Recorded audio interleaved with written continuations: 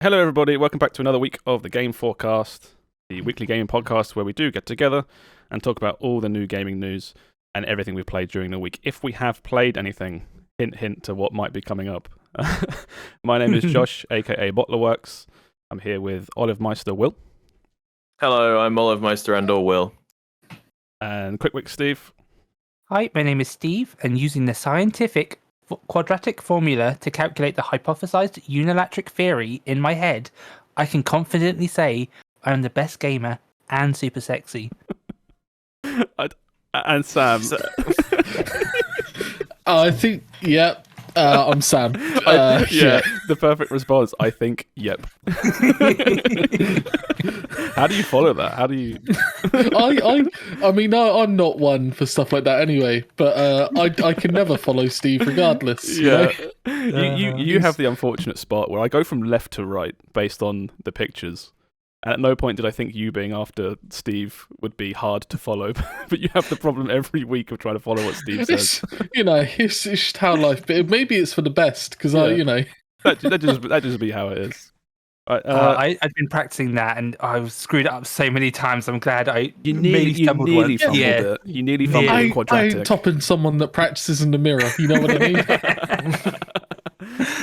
mean? Steve, what have you been playing this week? Nothing. You must have played something. Nothing. I have been too busy foaming at the mouth for all these reveals. I did want to play other games, but I just never got around to playing them. Yeah, there is the odd thing. I'll jump into what I've been playing, just so as, there is a game. You had Metal Hellsinger come out on Thursday. I think it was Thursday. Let me find the page for it. The 15th. I thought Metal Singer. Oh, no, there's a bunch of metal band singers. The 15th was Thursday. That was a full-on Olive Meister. That's fine. Google that was. Right, let's mute that. Yeah, Metal Hellsinger. Yeah, 15th for sure. Has anyone else here played this? I have seen demo people. back in the day. This game is rad. That's not a very cool word, but this game. I thought you were going to say ranted for a second. This game is rancid. No, this game is awesome. I've had a real fun time playing this game. I think if you played the demo, you kind of know what you're in for the main thing, Will. Because it's kind of just that, but with different songs, which is not a bad thing because the songs are awesome. Yeah. But I've gone into it. I'm about halfway through the game. You can see how many levels there are. There are 8 levels, and I've done 4 out of 8. And I've decided to play on the hardest difficulty. I figure, I'm decent at first-person shooters, right? And it's been said. Yeah, and I've played a lot of rhythm games. I used to play Guitar Hero and all these other rhythm games. So I thought I can do this. So I slapped it on the hardest difficulty, and it's really fucking hard. It's really hard. To the point where I mentioned it on some Discord somewhere where I was talking about it. I did the 4th level on the hardest difficulty, and I wasn't doing anything special. I'm just trying to survive, right? Yeah. And I was 40th on the global leaderboard for that level, which seems really high for just finishing. Is that because it's launch day and nobody else is mad enough to play on hard difficulty? Or maybe, but this was you were 40th of 50. Yeah. Well, this was a few days after it had come out. So it had the people that had gone in and just finished it, I assume it had already come and gone. But it just seemed, unless it's only Xbox leaderboards without Steam or something. Oh, maybe. Yeah, it might be. It just seemed really high. But it's really hard to the point where I don't know if I can actually finish this on the hardest difficulty. I've already accepted that I'm not going to just blitz through this game. I'm going to hop in and out until I kind of get there, slowly but surely. But that's also a point where I feel like if I leave it too long, I also just won't finish it. So I might have to just swallow my pride and drop it to normal just so I can finish it. Well, how far are you? I'm exactly halfway. Yeah. So just to summarize what this game is, I just realized I haven't actually explained what this is. This is it's a Doom-esque first-person shooter, basically in aesthetics, right? Look at the screenshots. It's very monstery Doom. but it's a rhythm game, so you have to do actions to the beat. You don't have to do every action to the beat. You can shoot off beat and things like that, and bullets will still but it come makes out. you feel like a chump when you do it, doesn't it? You're actively failing if you're not if you're not doing it to the beat. You do like less damage and stuff, but the songs feel like they're designed in a way they have these really strong beats anyway. So you say, it feels it's metal music, isn't it? Yeah, you feel like you're doing it wrong. But yeah, so you don't move to the beat. You can just WASD around, but you have to shoot to the beat. You have to reload to the beat. You have to dash to the beat to do like damage on dashes. So most like combat stuff is all done to the beat. You don't have to jump on the beat, which I thought that was kind of Do you find yourself doing it anyway? You do, just you find yourself doing everything to the beat, basically. To the beat, yeah. Beat to the beat to the beat. Beat to the beat to the beat to the beat. And it's like, when you get into a really good rhythm, it feels so good. And there are certain bits as well where you find like your reload or your shots don't just line up to the beat, but they line up to certain bits of the song. So you're like, oh, that's really cool. Yeah. Because there's one of the weapons it wasn't in a demo. It's a crossbow, like an explosive crossbow, basically. And you get 2 shots with it, and then you have to reload. And so you do shot, then there's a space, there's a beat with nothing on it, then you reload. And I find myself, there's a really cool rhythm where you do like shot, dash, reload, shot, dash, reload. And it's just it feels really good. It's really it's really fun. So you said you're halfway through now. Yes. Is this, presuming the rest of the game is the same as the first half? How long is this game? How much time have you spent so far? If you played it on, say, easy or normal and just beat the levels, you could probably get through the game in about 4 hours. Okay. Which isn't massively long. But I've put... It's not bad. I've put more than that already into what I've played. Well, it's like a long metal album, isn't it? Basically, yeah. At that point, especially with a game like this, you don't want it dragging on 12, 16 hours. There's only so much you can give. Yeah. When it came out, I was like, I'm going to play so much of this, and you can't. It is exhausting. You cannot play tons of it. I was going to say, that was my other question, is I played through the demo twice, I think, to try and beat your score. And I was exhausted by it. I think like I had like a mild headache, and I was like, I need to go and lie down after this. It's too much. It is hard. It is hard. And it is really exhausting. And it's one of those things where, because of the way it is, so I'm playing on hard mode, and the tricky thing with hard mode is if you die, that's it for the run. You have to restart the level from scratch. There's no checkpoints. Okay. Which is hard in the fact that these levels can be like half an hour to 40 minutes long in some cases. Oh, that sucks. Yeah, it is a bit frustrating, but I get it. If it's going to be hard, it's got to be hard. You would think that would be like a evil, like a step above hard. No, there's only 3 difficulties, and it seems like it's quite a big jump when you go from normal to hard. It almost feels like you're supposed to finish the game on like easy or normal, and then be like, okay, because it's quite a short-ish game, start again. Well, do you think then maybe it should be not hard, but name something like, something worse than hard? Because like hard to me is like, oh, it's normal, easy, normal, hard, and then usually you have like the punishing. No, I think it's just the idea of the word hard is people seem to think, oh, I can beat hard without trying. Yes. You know what I mean? I do that. I'll be honest, I do that. I thought when I play games, I'm like, I can just stick it on hard, and I'm not an average gamer. I'm a when I play RPGs, I'm like, RPGs is all I play. Like I can play on hard, and then like you get like 15 hours in an RPG, and you're like, okay, I'm out of like tutorial town, and I've been getting my ass kicked all day long. I had that with SMT.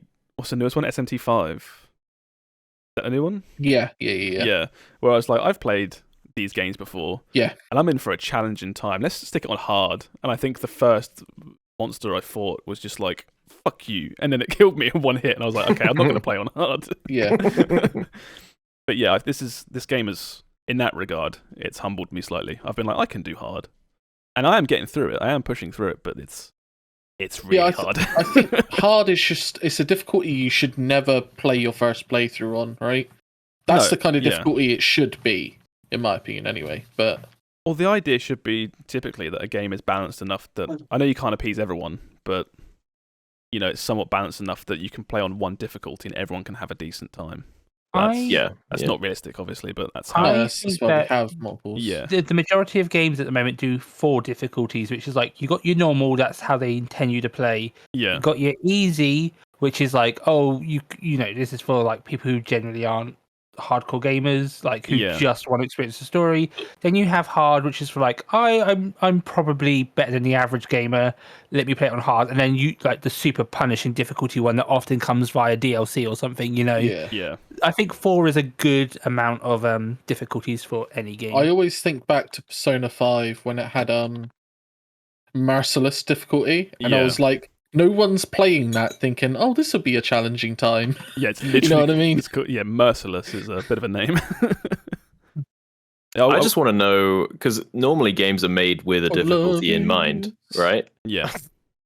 I just want to. I always liked when Halo was like, "Here's how you should play it. This is the one. This is what we made it for. Everything else is like, but we didn't balance around that sort of thing." Yeah, it's the thing about difficulties, and then it's like you say, balancing around normal, where it's like, oh, we made the game on normal, and then hard mode is all bullet spongy. It's like, we don't intend you to play on hard mode. We want you to play on, default difficulty mode. Mm-hmm. And what I will say is, I can kind of tie this in quite well. I've completely dropped Horizon 2 on PS5.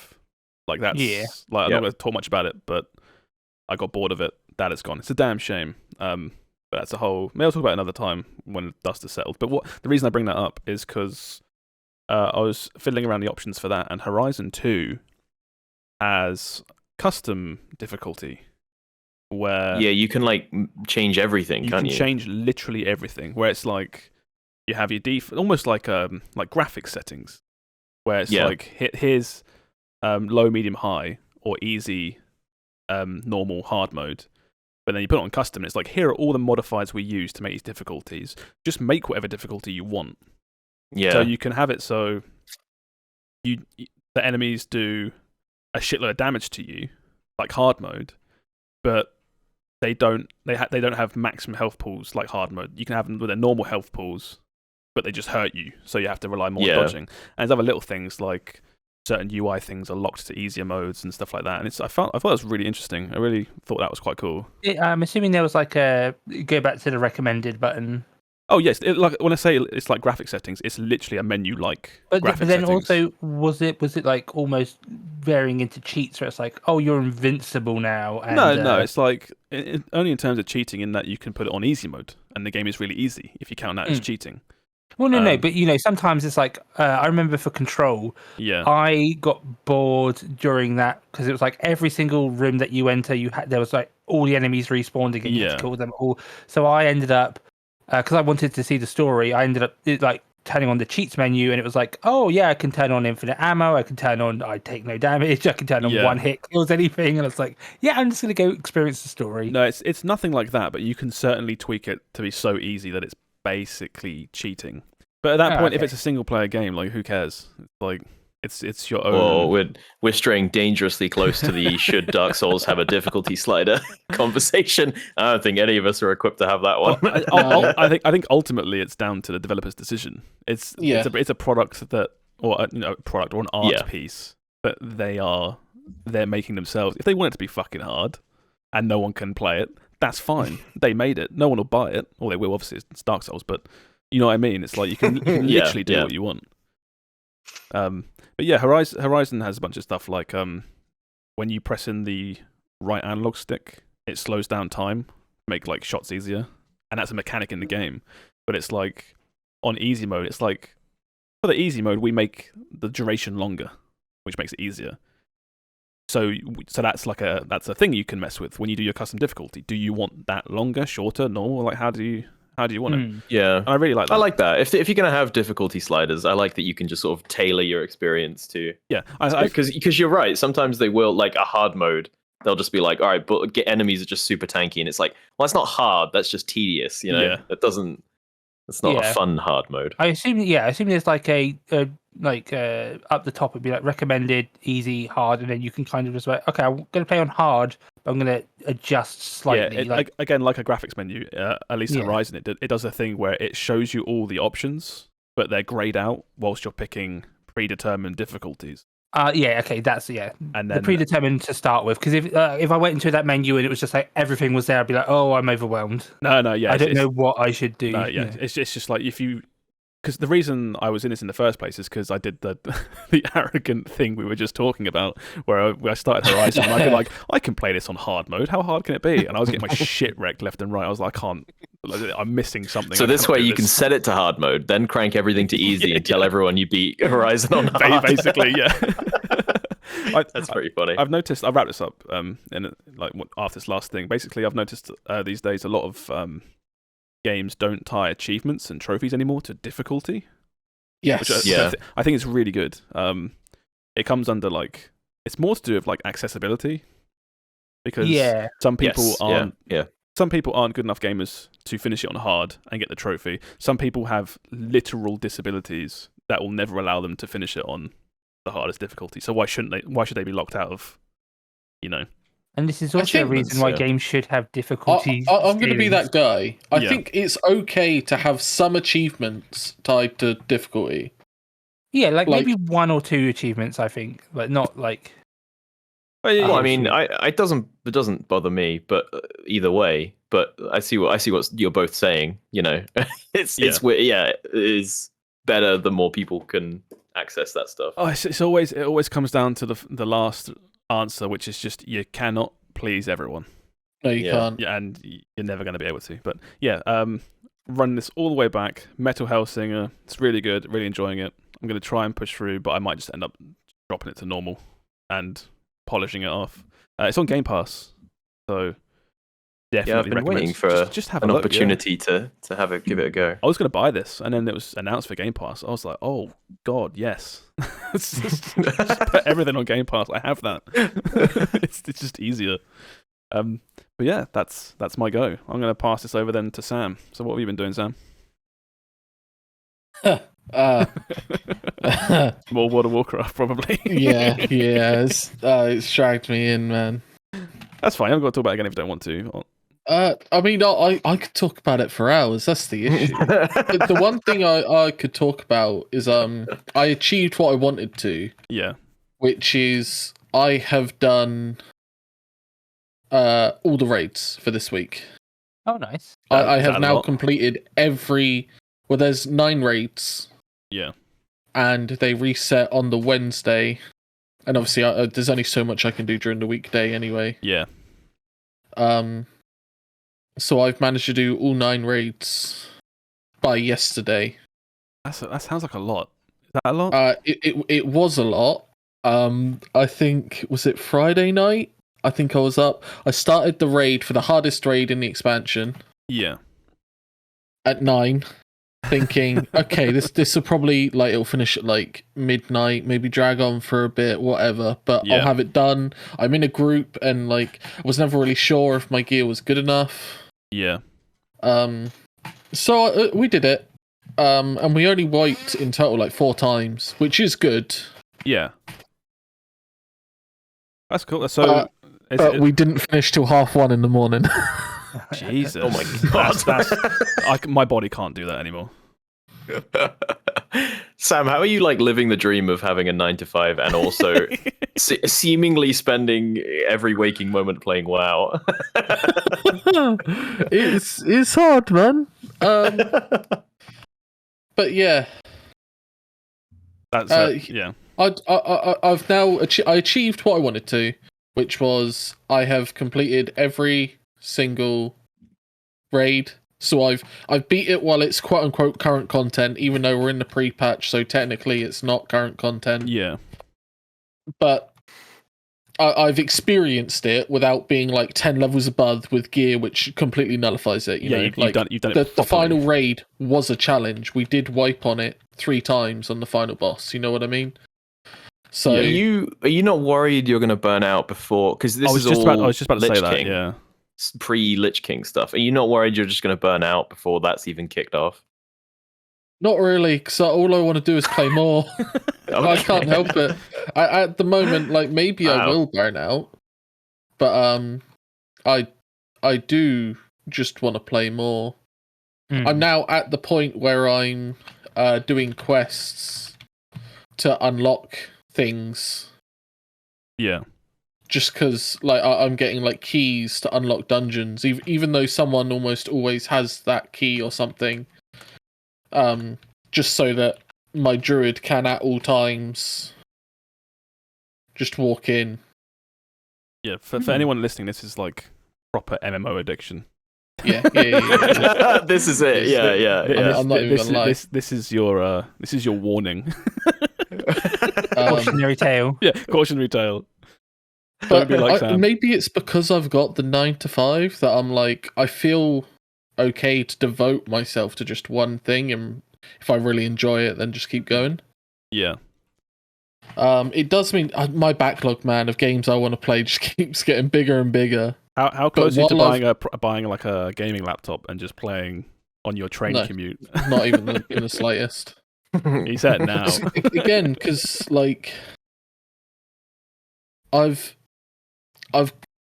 put it down to like I have work time and I have gaming time. Yeah. So I don't see the need to break that. No, it's good. It's good to have that divide. Whether or not gaming time should last till 1:30 in the morning when you got work next day. But that's you. Weekends, that's not I can do what the fuck I like weekends. Yeah, that's true. Yeah. Who am I to tell a man what he can and can't do with his spare time? But yeah, just more WoW. And again, I've got people to play with. If I was solo playing it, I mean, I did solo all these raids because it's a lot. Like, it's hard to be like, oh, we've got 4 people, let's all 4 of us join the same raid, because it's unfortunately not going to happen in a Brando scenario. Yeah, because they haven't grinded it out like you have. They're not. Yeah, they're not some people will have the same. Enough, Some people will have gear better than mine or on the same level as mine, but it's like they'll be like, "Oh, we've already got 3 paladins," something like that. Or we've already got 3 rogues. Yeah. You know what I mean? And it's like it can just be a brutal time all round, and no one wants to say, "Oh yeah, sorry, like this raid will take me, but not you," and I'm gonna carry on with this raid. So it's better to just go and find it my own. What's the best bit of loot you've gotten out of all these raids? Easy answer. Final boss of the final raid. The like best mage staff drops, and I win it. Nice. And I get a whisper from the guy that rolled against me and goes, "I'll buy that staff off you." Oh! And I'm like, mate, I'm replacing this staff in a week and a half. Yeah. Absolutely. Why would you not? I don't need this stuff. You know what I mean? He's like, sweet, plus 4 DPS for the next week until everything gets nuked anyway. He must just have mad money. That's all I can assume. Yeah, maybe he's just rolling it. Yeah, that so many people have all the money in the world because everyone's been transferred. Like, so the server I'm on used to be a new server. Like, it had like low population, and because of that, Blizzard basically they cut down how many servers they had and sent everyone to this server. So now it is a full population server, and it's like actually popping off. It kind of like it kind of feels like cheating, making money in WoW Classic, right? Because surely everyone, what's like like the Back to the Future movie where the guy has the almanac full of all the like results. Like, surely all the best money making methods have been. Oh, they're already known. Exactly. Already known. So surely you could boot into like WoW Classic and be like, look, I played this as a kid. I have an adult brain now, and I have all the answers. Like, yes, I'm just gonna. Here's the thing. But everyone does. Everyone is now doing that. I suppose. You can't dupe anyone because everyone's got the answers. Yeah. It's like everyone's got the gear or the knowledge to get gear, knows what gear is best, knows what spec is best. Everyone knows the best way for their class to make money. Yeah.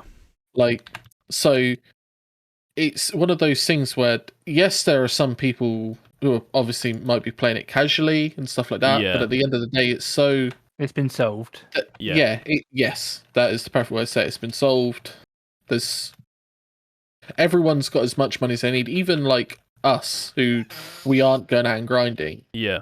Me and my friends group are just doing like 15 dailies because it's like on one little isle. So all the quests are stacked and dense, and it's like 200 gold a day. Yeah. Okay. And it's less than an hour's work to get all of us 200 gold each. Yeah. So like, why not? Basically. Yeah, just so it's just easy. It's nice and easy. But yeah, it's fun. You got any other major points you want to throw out about Classic WoW? Really close now. Really. Is it next week? Then expansion drops. So for us, it is 11 PM on the 26th. Oh, yeah. So not technically next week, but the week after. Yeah, because that's 8 days from today, isn't it? Yeah. Is that right? Yeah. God, looking at my calendar, like, what day is it today? Maths is hard. Maths is hard. I need somebody when that expansion launches. I need like Aaron to just like knock me out for the evening, right? Because I know I'll log on to Discord and I'll see everybody playing, Lich King. Oh, and there'll be a part of me that's like, just buy it. You can't do it. Yeah, but you have to level a character up, wouldn't you? Not if you buy the 72. No, see, it's already started. I don't want to know. Don't do it. Don't do it. I just need to be out for that evening, and then knock him out for that evening. Get him back for Dragonflight. You've just heard Sam talk about doing dailies and raids till 1:30 in the morning. Like, how much more warning do you need? Raid, man. It was one raid. No, you've done it now. You'll forever be the person that raids till 1:30 in the morning. Yeah.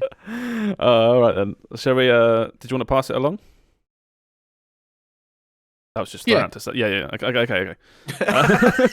God, you just love a long silence. Right, go on then. Person number 4. Feels weird. It feels too quick because we haven't had Steve's. Did you forget who the 4th person was? No, it's Will. Okay. I was like, did you forget his name already? Go on, other. No, what have you been playing, Will? I always go last. No, you don't. I think if you tallied it up, I reckon I go last the most. That's I'm not going to count. Somebody else do that. I tried to alternate it, but maybe I just alternate the first 3, and you're always last. And I am always last. I think it's because I go first in the intro, right? And then you. Oh, maybe, yeah. Maybe it's like you don't want to show favoritism. Yeah, so I'm always definitely been before me a few times for sure. Yeah, well, I'm not saying every time. Rule of thumb and all that. Anyway, I've been playing Gloomwood. This was the people who, well, it's the guys who make like Ultra Kill and it's I forget, they're called New Blood, I think. And put it here, they are New Blood Interactive. Is published, and they're the guys they love these like a retro game but brought back for the old PC game. Yeah, like modernized. And this is Thief. I think they've even their website is just called Thief with Guns, which is pretty apt. Is that legal? What do you mean? Well, it's like, are you allowed? You can't copyright thief. It's just a word. I suppose you can't. But what about it in the context of it obviously being a game? I don't know. I've completely derailed it. You carry on. So yeah, if you go to thiefwithguns.com, it just links you straight to the store page for this game, which is very funny. That's pretty cool. And it's I played the demo of this. Yeah, this image. And, oh my god.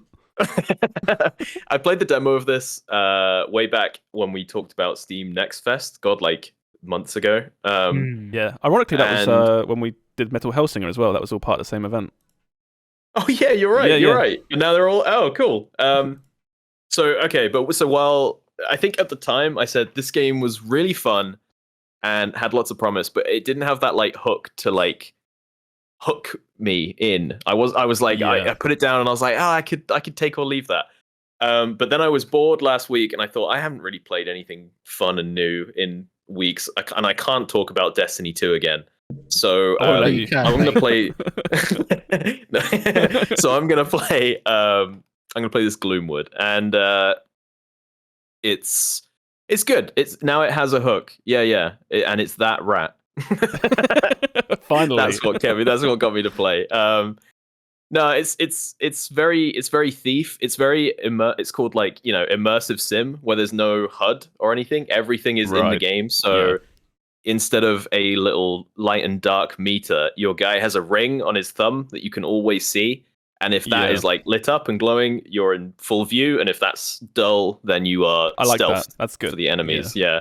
The enemies have the main enemy in this demo is these, like, they're called hunters, I think, and they have these big glowing green eyes, and if they're like searching, they go yellow. If they're actively hunting you, they go red. So it's like everything is just neatly there in the game for you, and I think it's really clever. Your inventory is a little case that you open up whenever you need to get something there's out a picture of of that. Is it this one here?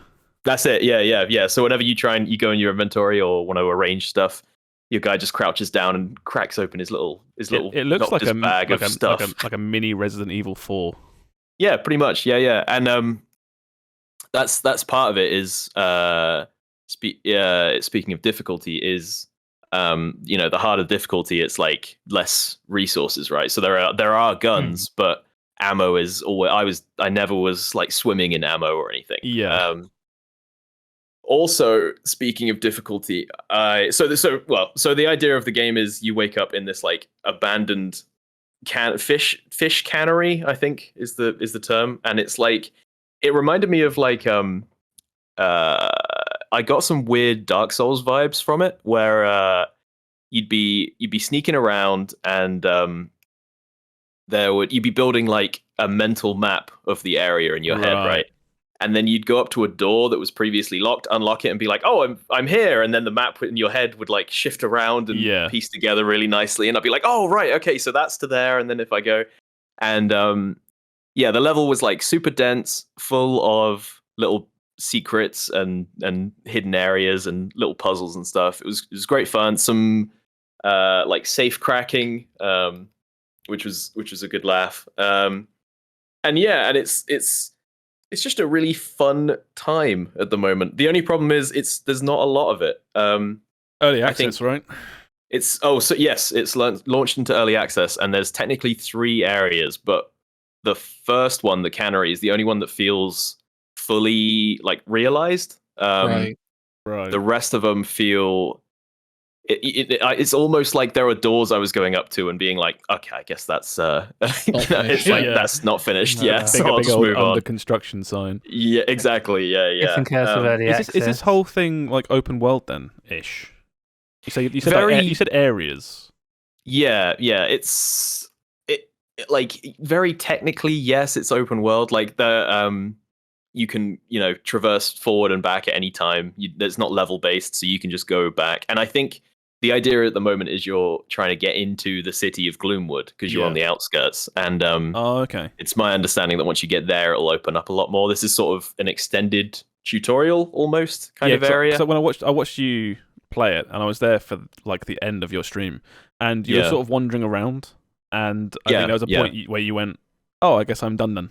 I was like, "Oh, so it's not like a end of level or something." You were just done everything. It was literally you got to this lighthouse. You got a little bit of story, and then I went up to approach the city, and the whole front was just boarded off. Yeah. And it just had a little note that said like, "Be on the lookout for these like vagabonds," and then it was just the credits. People who made the game. That's cute. Yeah. I really dig this game's style. I think it's really cool looking, People were saying like, why does this game look like ass when I was streaming it? And I'm like, well, all right, it's not a powerhouse, but I think a game with a really strong style like this, like it doesn't need it, I'll happily explore. Yes, exactly. Yeah. It's not like a little bit looks like ass. At least it's consistent. It's super consistent. It's kind of weird for me because I don't really have any like nostalgia for this kind of art style because I wasn't playing PC games back when this is how they looked. So I feel that. I feel that. Yeah, like I was always like a console baby, so I never had like my early 3D is like scuffed 10 FPS N64 games. Yeah.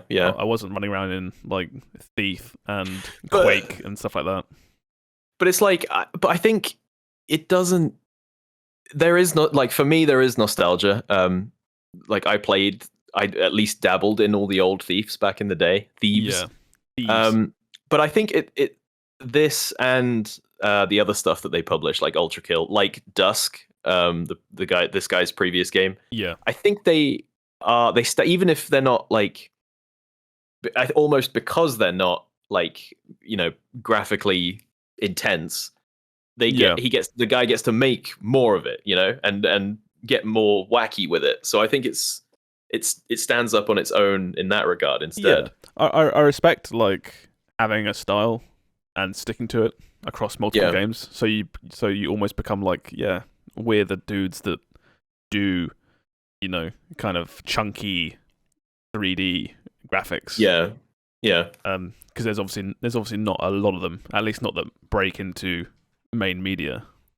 What I like seeing is because it is probably easier to do that graphic style. What I like seeing is when people take an older graphic style and make it like visually breathtaking. Like I think Owlboy was a perfect example of a pixel style that's, in these days is no one does pixel. Well, not many people do pixel art anymore, but they made it so fresh that it really looked like this is breathtaking, Yeah, I think I think you can take older graphics and show modern technology, like show how far it can be pushed.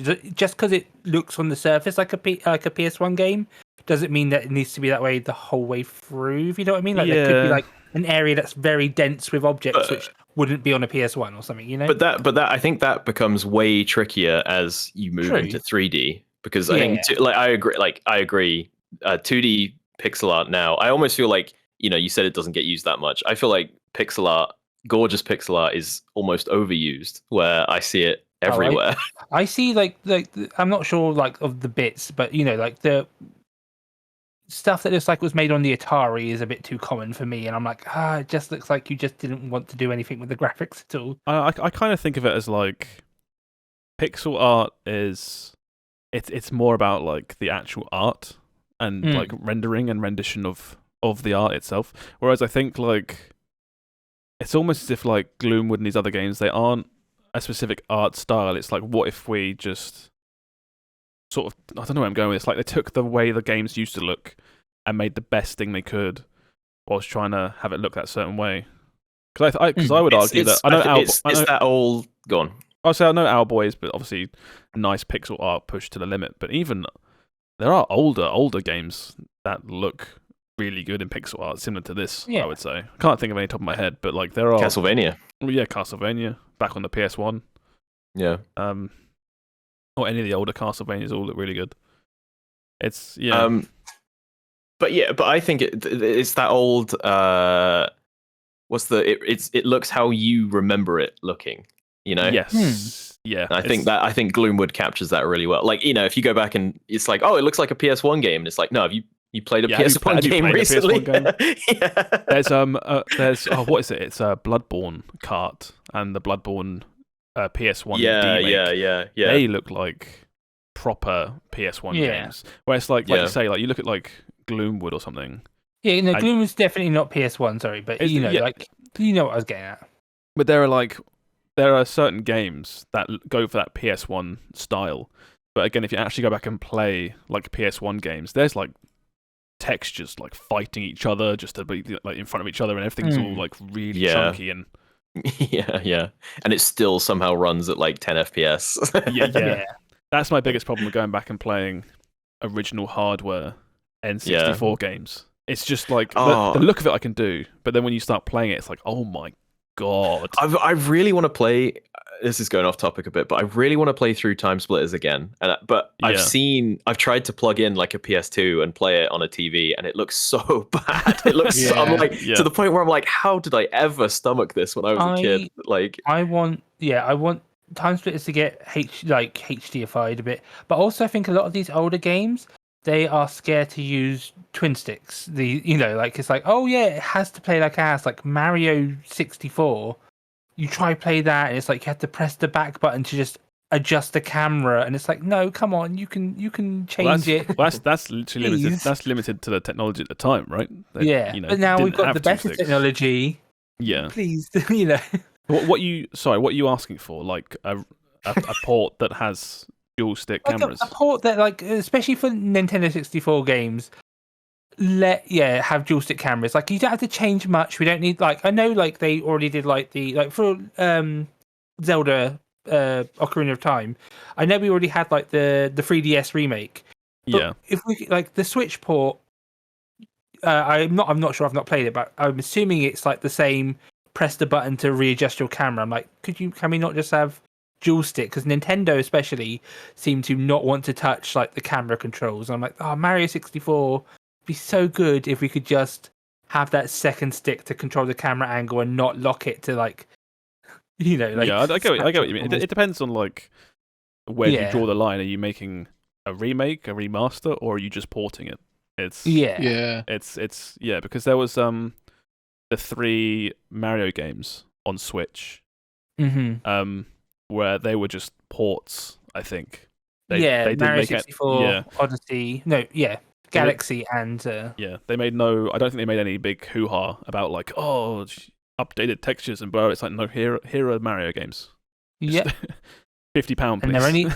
And they're only out for 1 year, so you have to buy them now. Yeah. But anyway, anything you want to talk about more with Gloomwood? I did have something else I was going to say. The developer is super active. It's currently like £13 on Steam. So £13 for 3 hours is, I guess a lot in this day and age of Game Pass. I guess that's a big ask. This is interesting because it's on sale for another 21 hours, and it'll be off by the time this podcast releases. It'll be off by the time it releases. But anyone listening now, you could actually go buy this right now. And interesting. And I would recommend it. I think the problem is, it's like, it feels like, because all the way through the demo, all the way through the content in the game currently, you're collecting like currency and like notes and things in a way that's like, it feels like the game's going to get a lot bigger, a lot wider. It's the second you actually get into the city proper. Whereas right now it's sort of fairly linear. And there is a definite end point. Does it feel too early in that regard then? I do think maybe he could have. I think if this was the demo and then I was here instead talking about the full release, I think it would be a way easier sell. If there was more stuff in it now, because. You are essentially paying £13 to play a demo of this game of what potential basically of what this game could turn into. Well, it's interesting because you mentioned it on your Twitter about Blood West, which was another early access, not like Gloomwood, but another like kind of unique art style game that was early access. And you tweeted about how it was getting like a chapter 2 or the next part of early access. So I was like, I remember this. I'll go look at the Steam page and just see how much it costs and what's going on. And the reviews are furious about that game. Really? They're very negative. And I was like, why is this? I thought Will enjoyed this. Like, why are the reviews so negative? And all the reviews are negative because it's taking so long. It's too short and taking too long to get next parts.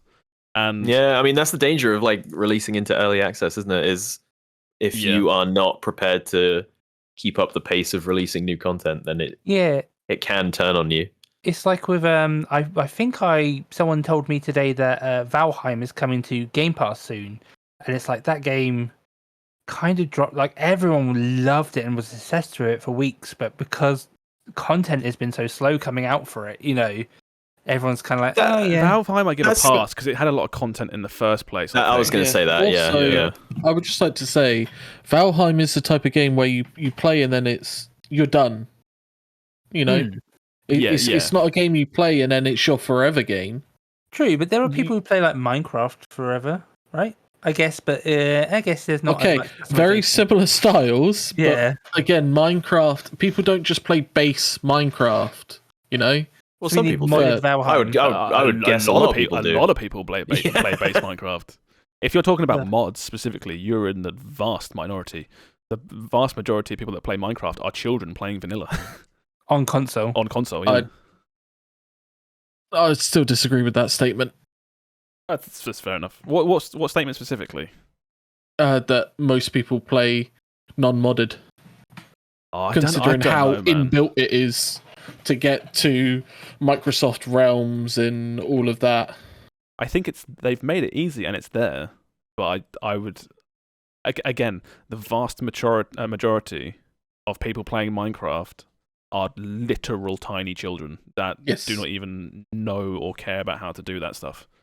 Most people aren't playing like Sky Factory and stuff. So here's the thing I would give to that is when I worked at Wetherspoons, one of my co-workers' children played Minecraft and they were like 7 and 9. Yeah. And she would say about how they would mod their Minecraft and how monstrous it's become.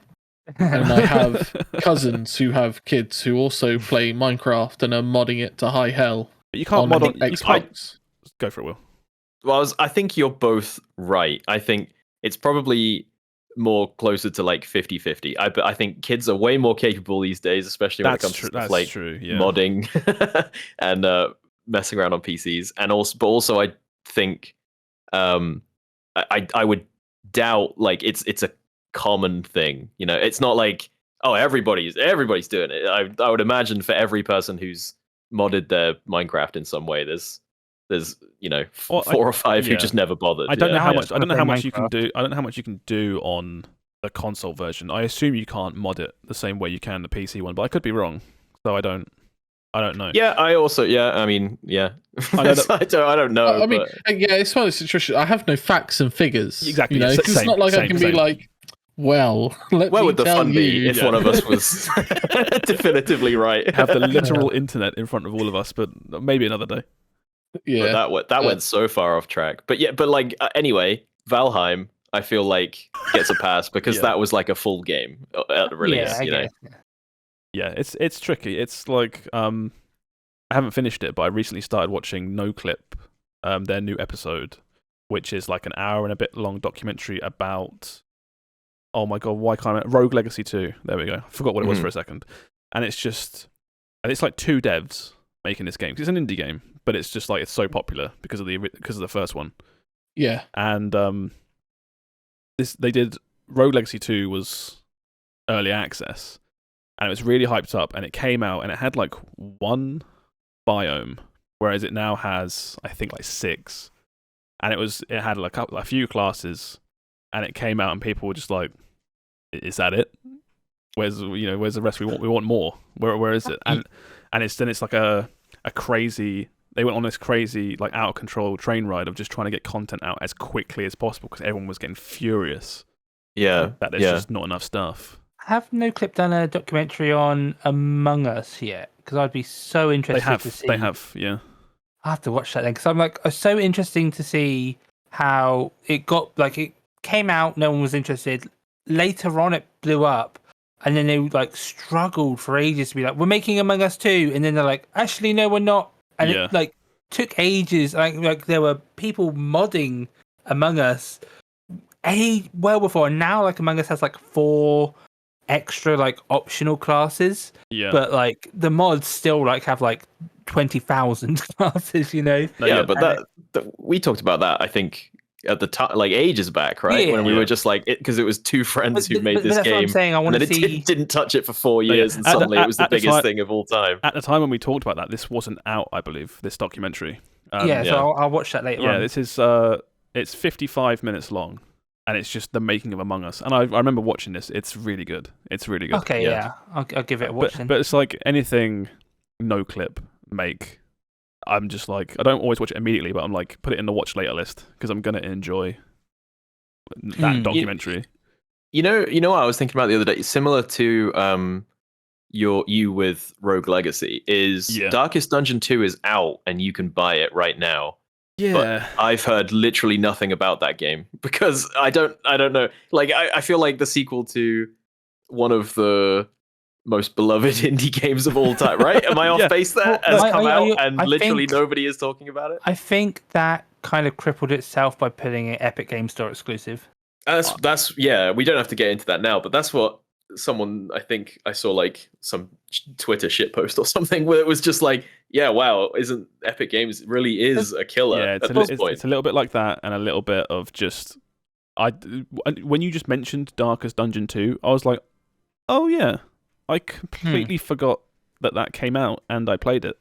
I think with Epic, I think you can release a new game on Epic and it might survive. But if you're putting a sequel to a game that was on Steam and now you're putting it exclusive to Epic, that is going to kill. No, I disagree. But I'd still. Why? It's just this. Okay, it's not like a different console. I disagree with Steve. I think it's not the fact that Darkest Dungeon 2 is on Epic Games. It's the fact that it's early access on Epic Games. On Epic, I guess, yeah. Because early access, it does exist, obviously, because people are doing it on Epic, but it never gets talked about. It's almost like it's not a thing. So it's almost like you take the Epic paycheck, launch into early access on Epic, and then you're slowly generating funds to help you through the development process, and then they'll be like, all right, 1.0, and it's out on Steam, and then that's the launch. That was the Hades thing, wasn't it? That's when we'll all talk about it. Yeah. Because that's right. The same thing happened with Hades. Yeah, I forgot about that. Hades came out. I think I got Hades. Hades got announced at a Games award, like a Jeff Keighley thing, and it came out early access, and it was really cheap, and I had a voucher as well, so I bought Hades. I think Hades cost me like £4 or something ridiculous. Yeah, I think I did the same thing. And I played it. And then completely forgot about it. And then one day it was just out, and I was like, "Oh, this is awesome! Like, there's so much stuff." And that'll be exactly the same with Darkest Dungeon 2. One day, like 2025, it'll be like, yeah, it's out and it's fucking awesome. But there'll be a big Darkest Dungeon 2 1.0 banner on Steam. Yes, and then I'll be like, "Fuck yeah!" And then I'll boot up Epic and play it because I bought it like 4 years ago. Yeah. I think. One last little thing I'll add is one thing that helps early access that you don't really think about but does help is that Steam early access, you have the community page and you have all the forums attached to the game. True, yeah. And lots of bits like that keep people in, keep you talking about it, keeps people posting screenshots and videos and talking about it. Whereas Epic Games, as it is right now, is still just a game store. You get Darkest Dungeon 2, you finish it, and then it's just... That's it, the amount of times that I've had a problem with a game and I Google it and it's the answers on the Steam forums. Yeah. People don't give the Steam forums and all the community stuff enough credit. I think they're really good. I have the opposite where I Google a problem, it brings up like a forum post from the Steam forums, and then it's just a bunch of people calling each other names and nothing gets solved. They are oddly aggressive. All the time. They are oddly aggressive. It's like a game was supposed to come out at 4 p.m. and 4 p.m. comes and goes. It's like 4:05, and someone goes on a forum, Steam forums, and it's like, I thought it was coming out at 4. And I've refunded my game. It's late. This is unacceptable. It'd be like, I thought it was coming out at 4, and the first reply will be some guy, and it'll just be like, shut the fuck up. And then it just devolves into shit slinging for no reason. It's crazy. But yeah, Gloomwood. Anyway, Gloomwood. It's really good. It's a really fun 3 hours. Like, I streamed the whole thing, and I'm excited to play more. And the guy is super active. They've already patched in a bunch of new stuff this morning, and a new difficulty is coming, which is good because the game is also very easy, even on hard, which is what I played through on. Okay, should we move on then? Yeah. I think we should move on. Okay, yeah, we have a question for the week. Let's get the question going. I love this question. This was from Suds. This is your favorite reload animation in a game. Oh, there are so many good ones. Yeah, I'm going to go straight to my one first. I think, who here's played Perfect Dark? I've played Perfect. Which one? The only original. One. You didn't like Perfect. What was it Perfect Dark Zero on the? You can't remember the name of it. That says everything. So yeah, I didn't play Perfect Dark Zero, to be fair. So that's not really fair. It wasn't good. Yeah. Launch game for the 360, right? It was. Yeah. I played a lot of that game actually because it was the only shooter at the time. There's a gun in the original Perfect Dark called the Cyclone. See if I can find it. Let's get rid of this image. That's horrible. Perfect Dark Cyclone. See if I can find. Yeah. So this is kind of shows it. It's a gun where you shoot all the bullets, and the magazine is like a stick, and you slide it in from one side, and it makes a really satisfying noise, like as it like takes the bullets in. I think there's a video. I think I remember that actually. Yeah, I mute this before it's really loud. See if I can find it real quick. But this is what. Oh yeah, here you go. Look, see the way it like slides in. Oh, that's cool. Yeah. And it's I like that. Got no noise here, but it makes a really cool noise. That's my one. So, okay, I'll go. Obviously, I don't think we could talk about reload animations without talking about the M1 Garand from any game ever. It's not even the reload; it's the ding. It's the ding. Yeah. That iconic noise. It's so good. Yeah, any game that has that is kind of cheating. Yes. Yeah. It's not fair. Yeah, that is cheating. Yeah. But yeah, I was going to say that as like a shout out, obviously. That's one of them at best. But the one I remember is Battlefield Hardline and all of the wacky secret animations they had for reloading, where your guy he'd go to reload his like M4. And then he'd be like, oh, I've got an empty hand. What's going on? And then a third arm would come over the top. They're so good. Drop his mag into his spare hand. It was really good. Yeah, and the hand sort of like looks. I know it's weird to say, but the hand looks like confused. Where it's like what is going this on? looks so cool. Yeah, it's like every. I don't know the percentage, but it's a really low percentage chance that it just happens randomly. So you can't make it happen. Let's wish stick the RPG in the wrong way. They're really good. I wish more games would do that. There's another one, I think the Magic Deagle. Yeah. That's really good. Oh no, where he does a little sleight of hand and then pulls out another Deagle from nowhere. It's fantastic. Yeah, I wish more games did this, like little secret. Very clever. Even if it was just your guy. I think that's like something games do. Is for the longest time, all games just like you guy just reloads perfectly every time, and I would love it if they, even if it didn't take, same amount of time. It's so good, so good, so good. I wish your guy would like vary it up a bit, sort of thing.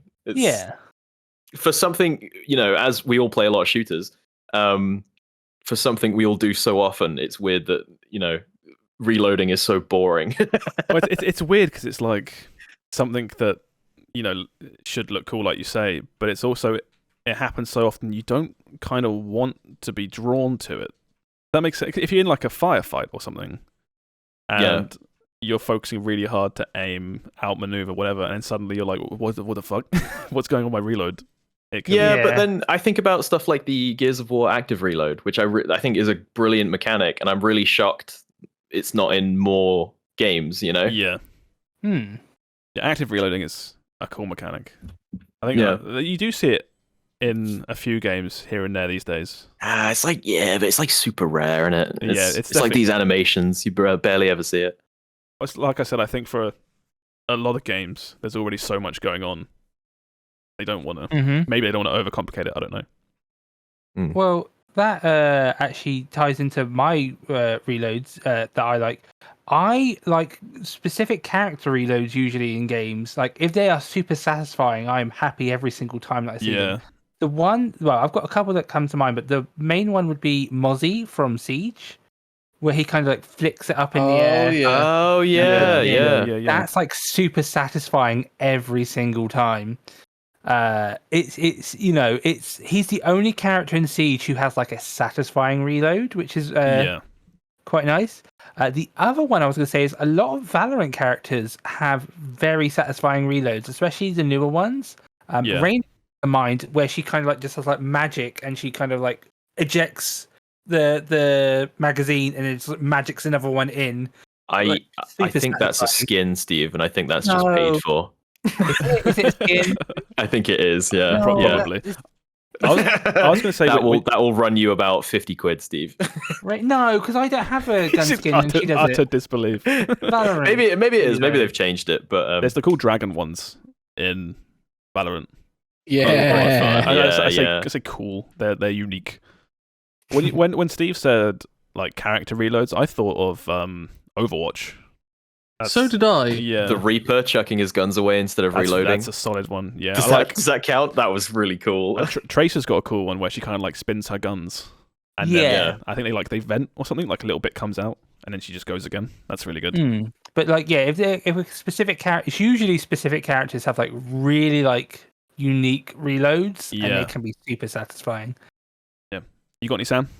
Why did I go last? you gotta kick the door and you gotta. Yeah, I had the M1 Garand because of the ding. Yeah. And I also had the Deagle because I've always just remembered that because how would you forget? We've taken all the good ones. It's hard. Yeah, because what we have. I always I tell you what I do like is normally just whenever revolver reloads are done well. Yeah. They're always satisfying. They are the most satisfying. Just standard revolver reloads done well. Yeah, I know it's also a bit of a cop out because obviously we all play it a lot, but Hunt Showdown has really good reloads. I find. Yeah. It's just like really. They're okay. Just putting bullets into something about it's really good. Yeah, something about a breech loaded like rifle. The way you load it, they load it like it's an artillery piece, where he just like gently slides the one shell in and then everything conforms around it. It's so cool. ASMR. Yeah, it is. Yeah. That's cool though. I think that's kind of that question wrapped up. Thank you, Suds, for the question. That's a really good one. As always, if you want to have any more questions sent into the podcast, you can email them in at thegameforecast@gmail.com, or you can leave them as comments on the video or in relevant Discord channels. But yeah, so that's that one there. And then a bit of a weird one next because I have no clue what this is, but Will has game show. Hello, everybody. Welcome to. I thought as is first. Well, actually, I didn't. I wrote this document like 3 weeks ago, and then we kept forgetting to do it. So now it's good. Let me get my special show drink. Just vamp for a bit. I'll be right back. Okay, he's just gone. That's fine. He was warned that this was going to be happening. I have no clue what this is, by the way. Well, it's also he's getting a show drink, so is it like, are we getting a drink as well? Or? It's just really strong alcohol. Okay, I'm back. So today I was in the shop and I thought, as we're doing a game show tonight, there's a brand new flavor of Coke called Dream World. And I was like, well, if I can drink that during the podcast, they finally put the cocaine back in. Yeah. So I'm going to drink Dream World and then explain the rules of this game show. Okay. So I can't remember how this came up because it was so long ago, but I think I was listening to Steve talk about like lines from video games, or it might have been Josh or something. Yeah. So I thought I'm just going to grab a bunch of really famous quotes from video games. Oh, hell yeah. I'm going to have you guys guess who said it, in what game, and who said it for a bonus point. So if I say, this is, and then I've got a little, so we've got a bunch of famous quotes here. And then I've got a little bonus round for Sam at the end because I know he loves. No. Wow, classic. But we'll get to that. So if I said, let's start simple. If I said, I don't have buzzers or anything for you guys, so it's just going to be whoever goes first. I'm Commander Shepard, and this is my favorite store on the Citadel. That's Mass Effect 1. Mass Effect something. The first one. Never played it. It's definitely Mass Effect 1. I have to. No, I'm Commander Shepard's. It's 2, right? Is it not 1? Sam's got it. It's Mass Effect 2. Is it not 2? My brain canon is Mass Effect 1. The only reason I thought it was 2 is because it wouldn't make sense for it to be 1. Yeah. Oh, it's because no one gives a fuck about you in Mass Effect 1. No one cares who you are. you're just a dude. Oh, I'm so sure. All right. No. Sam gets a point. 2 points. 2 points to Sam. 2 points. Well, I mean, I presume he knew it was Shepard as it's in the question. Liara, Mass Effect 2. Yeah. Right. Number 2, you were almost a Jill sandwich. Oh, that's Resident Evil 1, and that's Barry. Yep. Yeah, that's easy. Josh, 2 points. Yeah, fair. I knew you'd get that. Number 3, what is a man? A miserable little pile of secrets. That's Dracula from Castlevania Symphony of the Night. Yeah, it is. Yeah. No idea. I love that quote. It's so good. Badass. He throws the glass on the floor. Yeah. What is and a then man? Transforms into a giant fat demon monster, and kicks the shit out of you. Yeah. Right, number 4. It's a me, Mario. Mario 64 Mario. No, unfortunately, no, not. It's a me, Mario. I'll tell you. I've done a little trick. I've done a little trick here. I've done a little Super Mario bamboozle. 64, I think. Oh no, it's gonna be like a fucking Mario Party or something stupid. It's gonna be like Mario Odyssey. It's like, I didn't say which Mario. It could have been from any of them. The earliest time I remember Mario talking is Mario 64. Actually, you're all wrong. It was Uncle Mario from Assassin's Creed 2. So no points there for Get out of anyone. here. Put it back. That's Really, that's solid. I mean, really, I found that quote and then I worked backwards from there. Yeah, you worked. Right, we've got the right man in the wrong place can make all the difference in the world. Oh, fuck. God, what is that from? Say it once more so I can hear you say it. The right man in the wrong place can make all the difference in the world. Is that okay? If I said it's super, no, I know. It's Half-Life 2, and it's Dr. Breen. No, it's G-Man. It's the very first line of Half-Life 2. Well, not the first line. It's in part of G-Man's intro speech. Yeah, I thought it was the lab coat guy, Dr. Whatever in Half-Life 2. All right, one point for Josh. You got the game. I got the game. War never changes. Captain Price, Modern Warfare 2. No, no. That's Fallout 4. I mean, it's in Fallout 4. I'm pretty sure it's in. Warfare 2 as well. I guess a lot of people say that, don't they? That is a very common one. Yeah. But unfortunately, yes, it is Fallout. Do you know who said it? Ron Perlman. Yeah, that is what I wrote down. That is exactly what I wrote down. It's the main character, right? No, it's Ron Perlman. Perlman, who I think is a radio DJ in one of them, isn't he? Yeah, I was going to say in three or 4. In Fallout 4, your character says it to the mirror. I don't remember that. I remember the Does he? I don't remember that. Why would he say that to the mirror? He's not at war.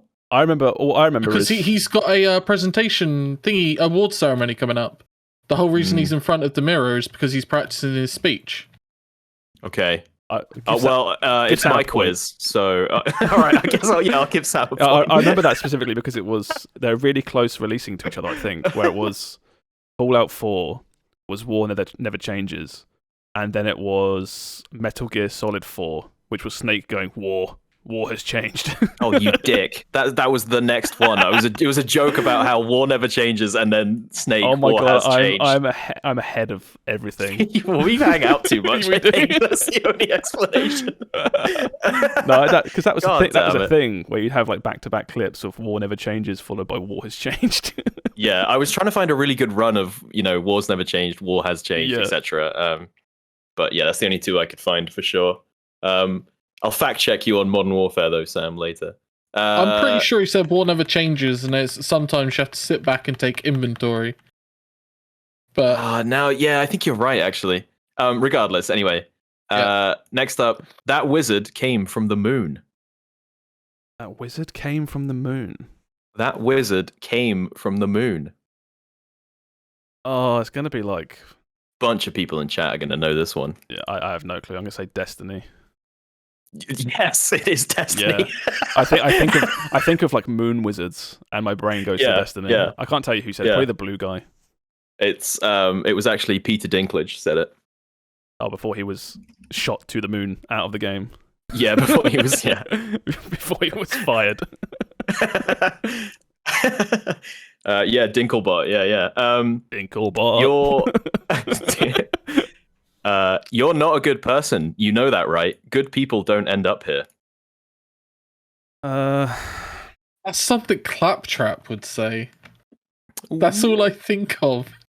You're not a good person. No, weirdly, you're not a million miles away with that guess. Oh my God. Very weirdly. I don't know this one. So it wasn't Claptrap, it was GLaDOS in Portal 2. Oh, wow. I've played so much Portal 1, but I've only played through Portal 2. Yeah, that was kind of mean, because I think that's just incidental dialogue. I think she just says that while you're solving puzzles. It's like any line from Portal 1 is iconic. I could get any of those. But Portal 2 is a bit weirder. Yeah. Okay, fingers on buzzers for this one. That's gonna be an Praise easy one. the sun. Oh, I have no clue. Vanderhel. Yeah, there you go, Steve. It is Solar. Yeah, not much to say on that one. That's probably the most famous line from gaming, right? At this point, no. Praise the sun. No, it's a me Mario from Assassin's Creed. It's from Assassin's Creed 2. Right. Do you like hurting people? Question mark. Do you like sometimes? Oh no, wait. Sorry, that's the. Do you like hurting people? Yep. Nah, it's too much for me. Too much. That's Hotline Miami. That's the person on the phone in Hotline Miami. Oh man, that's written dialogue. That's cheating. Oh, okay. I'm sorry. Wait, no, it's my game. Okay. I remember text. I do what I want. Protocol 3, protect the pilot. Oh, that's Titanfall 2. Yep. What's the fucking thing's name? Yeah, I couldn't remember the BB-8. BB-8. No, I can't remember the name of it. He's called BT. Oh, okay, close enough. Like British Telecom. Yeah. This is tricky. This is deep. Okay. Had to be me. Someone else might have gotten it wrong. Yeah, that's annoying. Yeah. I think this will be a game that I've played. This is Mass Effect 3. This is Morden when he fixes the genophage. The second you said the name, I had the scene and everything. It's one of the few video games that actually made me tear up when that happened. The That's heavy crazy. scene. There's the bit with what's her face and the Geth as well, where you have to choose between. Does this unit have a soul? I almost put that one in. Yeah. That's a sad bit. Congratulations, everyone in chat who got that one. Okay, there's another fingers on buzzers. Get over here. Yeah. Scorpion, right? Scorpion. Yeah, Scorpion. As someone that's virtually never played Mortal Kombat. Come over here. Let me not get this wrong real quick. Okay, I guess this one's for Sam as well then. Or anyone. Remember, no Russian. That's also Modern Warfare 2. Yeah. Do you remember the name of who said it? Oh, Makarov? Yeah, it's him. Yeah. And he caps you at the end. I take it back. That's probably the most famous line in video games, maybe. Okay, this one's for Steve. Mm-hmm. I like shorts. They're comfy and easy to wear. Youngster Joey, Pokemon. Yeah, all of them. Pokemon, all of them. Yeah, it is. It's just one of the kids that challenges you to a duel. Just in his pre-battle dialogue, just tells you about where his shorts. he is, Steve. Usually in one of the early routes, probably Route 2. It's I like shorts and science is amazing. What about my Rattata is in the top 10% of Rattata? Oh shit, yeah. There were so many Pokemon quotes when I looked this up. That was insane. Don't make a girl a promise if you know you can't keep it. That's I do recognise that. Yeah, is Steve right? I don't know. What did he say? Catherine. No, he's not right. No, I don't know this one. No, it sounds familiar. It does sound familiar. Someone in chat? Oh, it's there on a delay anyway. That was Cortana from Halo 3. Oh yeah, there is. Yeah. Get the one Halo one. That's for you. That's yeah. Yeah. Well, this is all for me, really. Last one. Nothing is more badass than treating a woman with respect. That's that guy from Borderlands. Is it the Borderlands the pre-sequel? I don't know his name. But he's big and buff, isn't he? Yeah, it's Borderlands 3. TDR. Yeah, it's Mr. Torg. Mr. Torg, that's his name. Torg. Yeah. Give you a point for that, Josh. Torg, I'm gonna ballpark. I'm gonna say Josh is winning. I can't bother to count. I did this in the stupidest way where I just wrote someone's name after each answer, and I can't bother to count them up. So, Josh is winning. But now, I'm pretty sure Josh, got most of those. Yeah. What was I gonna say? Okay, now we got the bonus quickfire round. Oh, the big bonus. This is mostly. I really thought Sam would do worse here. I don't know why. He's played a lot of games. So I thought I'd throw him a bone. Terribly. You've done pretty well. No, you did all right. You've done, yeah. You got Modern Warfare. Yeah. Thanks. Yeah, but when you guess Modern Warfare to every single question, you're gonna get it right eventually. Anyway, so this is the bonus StarCraft 2 unit quickfire round. Okay. This isn't fair. Okay. So we've got, well, butter my biscuit. That's Marine. That's SCV. Yep. Oh, fuck this. Got a whole lot of love. Oh, that's a Reaper. No, nope. Is that Siege Tank? Nope. It's like, in my head, is Siege Tank Firebat Marauder? Fuck it. I'll give it to you. It is Marauder, yeah. Okay. I bask in the twilight. That's a Zealot. I'm going to go DT. Yeah, Dark Templar. Damn, didn't even get a reply. So wrong. I like that every time so far you've been so confident and so wrong when you pull out your first answer. I've got to be quick because otherwise Sam's going to get it. Apocalypse Now. Zergling. A Kerrigan. No, that's what's the helicopter? You didn't let me get it out. Oh, sorry. Apocalypse I'll Now give that to you. You knew it. Okay. Are we doing specifically like units that say that line? Because Apocalypse Now is right. If you use the ability Apocalypse in the thing, she says that. I'll give him a point. I'll give him a point for that. I have no. He could be bullshitting me, but I have no idea. Yeah. That's why I don't play Among Us. Oh really? Zergling. If a Zergling said that, it'd be fucking awesome. Save you time, Steve. There are no Zerglings on this list. Oh, really? Yeah, really. Would it help if I did the accent? Yes. No, it's is it Battlecruiser? Yeah, it's the Battlecruiser. Oh yes. Yeah. Oh really? Oh really? Beep beep, no. Nah. Banshee. I don't know. No, I don't know that one. That is the Probe. Apparently, if you click him enough, his one spoken word is no. I did not know that. I would my best guess would have been the Predator, which is like a completely mechanical cat. Yeah. I forgot about the Predator. I forgot that was in the game. I am here. Click me. Thor. Yeah. I'm here. Click me.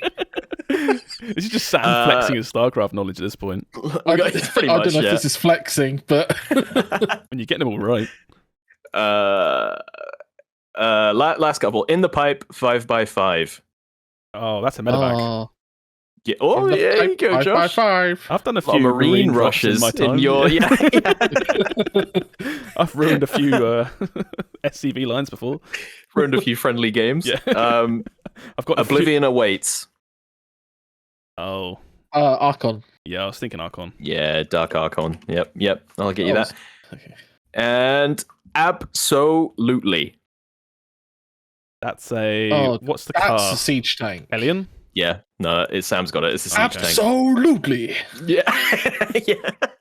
The man literally just plays World of Warcraft and StarCraft. That's not fair. What's gone? I was just gonna say I can't help it, man. I like StarCraft. What's funny is I didn't think I played that much StarCraft, but then as I was reading these, I was like hearing them in my head. You know, I read "Oh really," and I was like, "Is that iconic?" And then as I said it, I was like, "Oh really?" I remember. Anyway, thank you so much for playing. I don't know who won. Sam probably, because he absolutely ran away with the StarCraft round. Dedicated an entire made round a round for him. That's not fair.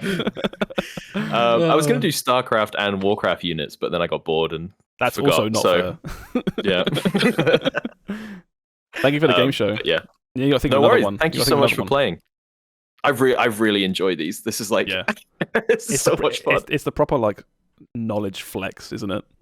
Yeah. Like, yes, I do remember a obscure thing from video game from 20 years ago. Exactly. Like, what is this podcast where we don't get together and jerk each other off about how much we know about video games? Yeah, yeah. And now people can watch live. This live jerk off.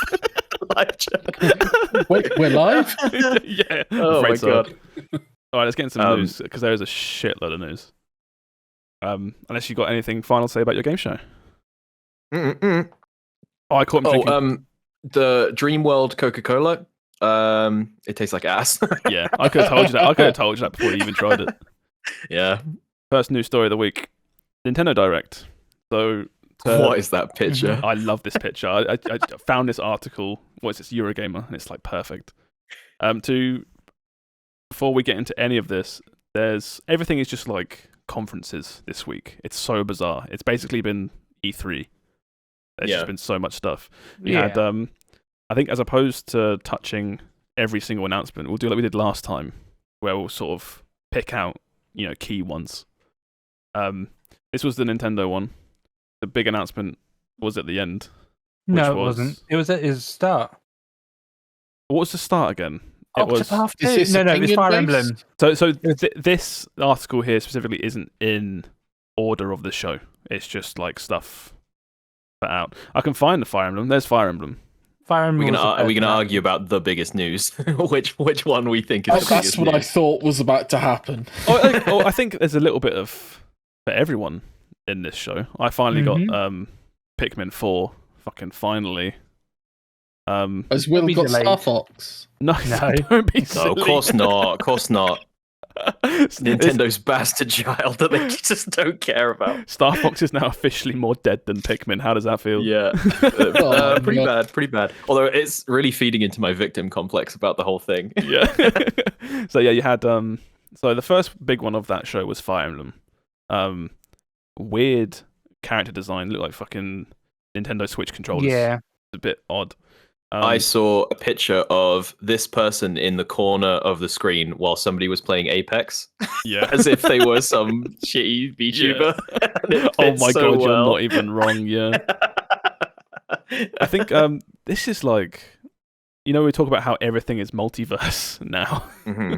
It's like is it that again? But now for Fire Emblem? Fire Emblem like to trot out Marth and some of the older characters on occasion, and I'm sick of it at the moment. They've got a real hard on for Marth, haven't they? Marth is like the big one. Yeah. Like Marth is like the hero of legend in Fire Emblem, right? Yeah. So this looks like basically it's going to be Fire Emblem, but with stands, which are, based on older games. Yeah. So, do you want to explain what stands are for the non-weebs? Oh, big dude that stands behind you and punches people. Yeah, it's just like, you can see it here. So it's called, what is it? It's Fire Emblem Engage. And they all have like rings and... Oh, wait, Fire Emblem Engage? Yeah, for the Nokia Engage. For the exclusive to the Nokia Engage. But yeah, this looks like, it's like an original story, or we think, original story with this VTuber guy. With cameos from other characters, and they fuse and they look kind of unique, and it might be cool. It'll be, at the very least, it's more Fire Emblem. What did you think, Sam? You're the big Fire Emblem player. So it's less of like what I think, because my issue with Fire Emblem isn't the Fire Emblem bit. Yeah, it's the bit between. I saw you talking about this. I won't cut you off, but yeah, this is interesting. Yeah. I love Fire Emblem. The best thing about it is the battles and the leveling up and all of that. Yeah. The worst thing in the most recent games is you do a battle and then spend upwards of like an hour to 2 hours doing admin. You got to speak to everyone to get your friendship up. Yeah. You got to go around. Like, I don't mind leveling up your units, making sure they've got items or the right weapons for the next battle. That stuff, unit management, perfectly fine. It's when you've got to like make sure, I've talked to the farmer's daughter's I had that problem in what was it? Three what was the Houses. last one? Three Houses. Where Three it's like, Houses you didn't talk to egregious, right? Vanessa in Defense Against the Dark Arts. Now you guys are all fucked. And it's like, okay. It's I agree, and it's interesting considering how much we love Persona, which is almost a similar kind of loop. I think it's because for Fire Emblem, we've had it like Awakening and Fire Emblem Fates. You didn't you had a little bit of that, but it was all menus. Whereas in Three Houses, it was like, oh, look at this 3D school that you have to like traverse around and hunt down everybody, which was really annoying to do. Yeah. The counterpoint I'll give to the Persona bit as well is in Persona, you have quite clearly it's battle time, right? Where you're like, okay, I'm going to get through this dungeon. Yeah, they shout that before fights as well. And then I shouted that before every fight. It's battle time. And then you have your social sim time. Yeah. And it's like it separates the game.